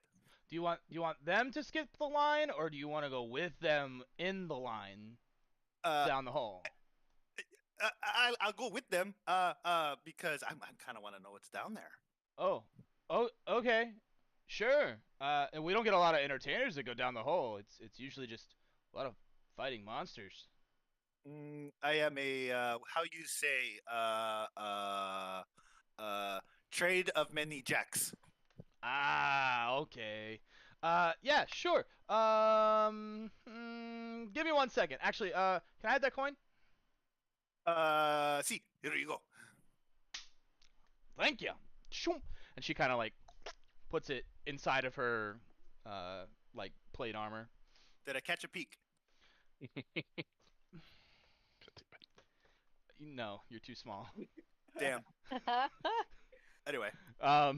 She goes to walk around, and she goes over to the end of the platform here where the elevator kind of like cranks up, and she just picks up one of the stones next to them and says, "I'm pulling you up in 5 minutes. You got 5 minutes to get back to the elevator, or you're gonna get stuck there. The next guys are going." She walks back over to you. All right. Yeah, they should. They're gonna be back in 5 minutes. If you guys want to go next, I'll make sure you guys can go next. Well, I appreciate it, Yagra. And I will hopefully provide some good musica tonight. Yes. I mean, if you come back alive, you'll have great stories. Mild concern, but anyway, off to adventure, right? That's what they tell me. And I almost like tap her on her leg and say like almost like bacon loaves. Thank you. All right, and I'm gonna go back over here, and I'm gonna be like, and I'm gonna turn to Golian and be like, "Hey, what next?" I look straight ahead. I'm not even paying attention to you. You wanted to go down there, yes? Yes, I do. I do. Well, we're next. Wonderful. Well, Oh, sorry, ma'am. My apologies. Didn't even acknowledge you. But I assumed you were with the Birdman here. So we're next. We're next. We're gonna find out what is in the hole. Can I jump down the hole because I have wings? You can certainly try. Technically, yes. You can certainly try. You could certainly try. Alligator chomp. Well, maybe I'll ride down. You guys notice Yagra kind of like walking behind you. She walks over to the stage, pulls the two entertainers to the side. You can hear her effectively firing them, because they have a new act. They have a new entertainer for the night. This one, the first entertainer is kind of like, whatever, grabs his loot and just leaves. The other one starts throwing his hands up. He's yelling, "You know who I am? You can't just fire Volo! I'm a namesake in this city!" And he makes this big stink, and he starts to grab his stuff, and then he walks over. Oop, that's the wrong map. He walks over and sits at this table and just kind of like starts to sulk. Sucks to be that guy. I lean over to my left, to a strange half elf next to me. I said, "Wow, how could they fire Volo? He's been around here forever. He's been all over town. He even wrote the guide to Waterdeep." well, apparently he's got some anger issues. Tell me about it. Don't look at the other side of the table. You're not wrong there. I'm Morin, by the way. Callista. Callista, nice to meet you. Would you like to go down the hole? I just like the way you say it, Nuggets. I mean, my travel. Hi, nice to meet you. Let's go down the hole. I know. Let me get that hole in you. I mean, my travel companion's going down, so I might as well.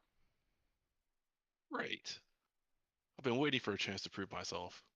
Those other adventuring groups, I don't like them, but maybe somebody new like you could be a good sign. Yeah, maybe. As as you guys notice, you're talking, you see the elevator start to come back up, and you notice 4 adventurers, their heads start to come up, and then as the elevator comes to a stop, you notice 2 more adventurers sitting there unconscious on the side of the elevator. So of the party of 6, 2 of them are currently unconscious. You notice 2 of 2 people each grab one of the unconscious people, and they kind of step onto the little platform, and they wheel them over, or not wheel them, but walk them over to... Oh, I keep grabbing the wrong map. They walk them over to these stairs over here, and they go up to the 2nd level. I jump to my feet, grab all my gear, look down across the table at this strange little cat man, and said, "We're next, right?" Yagra stands up.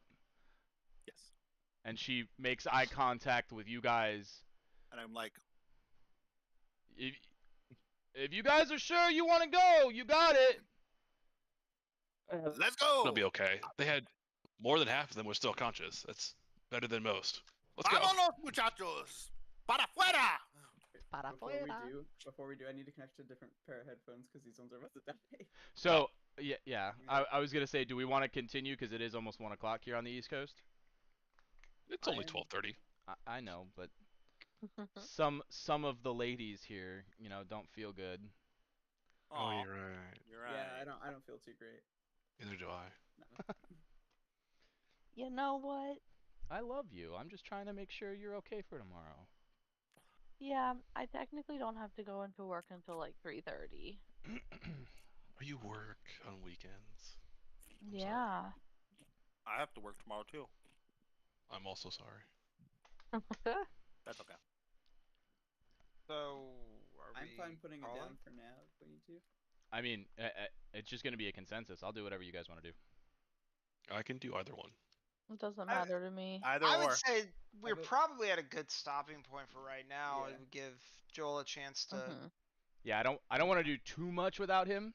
Yeah, That's a good point. We may have done already point. more than we should have. Well, this was just a lot of introductions to yourself. So I Right. figure there's still plenty of ways for me to introduce him next week. And now that you guys are all together for the most part, I'm good. I can literally just be like, "Oh, Jolie, vámonos!" Yeah, because you guys already know each other. So at this point, you can just be like, "He's our 6th." Yep. Yeah, we got it down. We have one big asshole. We have small Spanish cat man. We have bird person. Relief. The comic relief. We have half elf who's obsessed with water. And then and then just some dude who really wants to go down holes. I'm gonna take create or destroy water. To her credit, she is a in my backstory, I basically like grew up alone in the woods, so I'm super socially awkward. Okay. And she is an Ariani wood elf, and those are like the water wood elves. Like they're all about. Didn't know that was a thing. Water. Water. I didn't know. I didn't Water, know that water, either. water, water. Water. Something in the water. What's that from? Moana. Yeah, the heart of the ocean. Here on this island, surrounded by water. Water, water, water, water. All I remember is the rock singing and the chicken. That's all I got from that movie. What about the turtle? Oh, the Or the shrimp. turtle? No, no, the hermit crab. The hermit crab. I don't remember any of that, the, dude. The bling I think bling it's funny boy. that Yeah. recently The Rock is producing a live action version of Moana, cast himself as Maui, but didn't bring back the lady who played Moana in the cartoon. Wait, Ooh. really? Yeah. Ooh. I just think it's funny that Steven referenced Moana literally like right before we came on the call. Oh, really? Yeah. Did you guys just watch it or something? No, he went to go pick up our dinner and I was like, "Thank you." Oh, And yeah. he was like, "What can I say?" What? Except you're welcome. And then left. That's great. That sounds like Steven. Yeah, that's what I I'm do. gonna bounce out because my headphones keep dying and getting in and out of connectivity. Yep, that's fine. I vote that when we start next is that when Joel comes in, we all do like our own appearances and things like that, so we know what we look like. Yeah, Okay. we'll do a little Things like that. introduction for him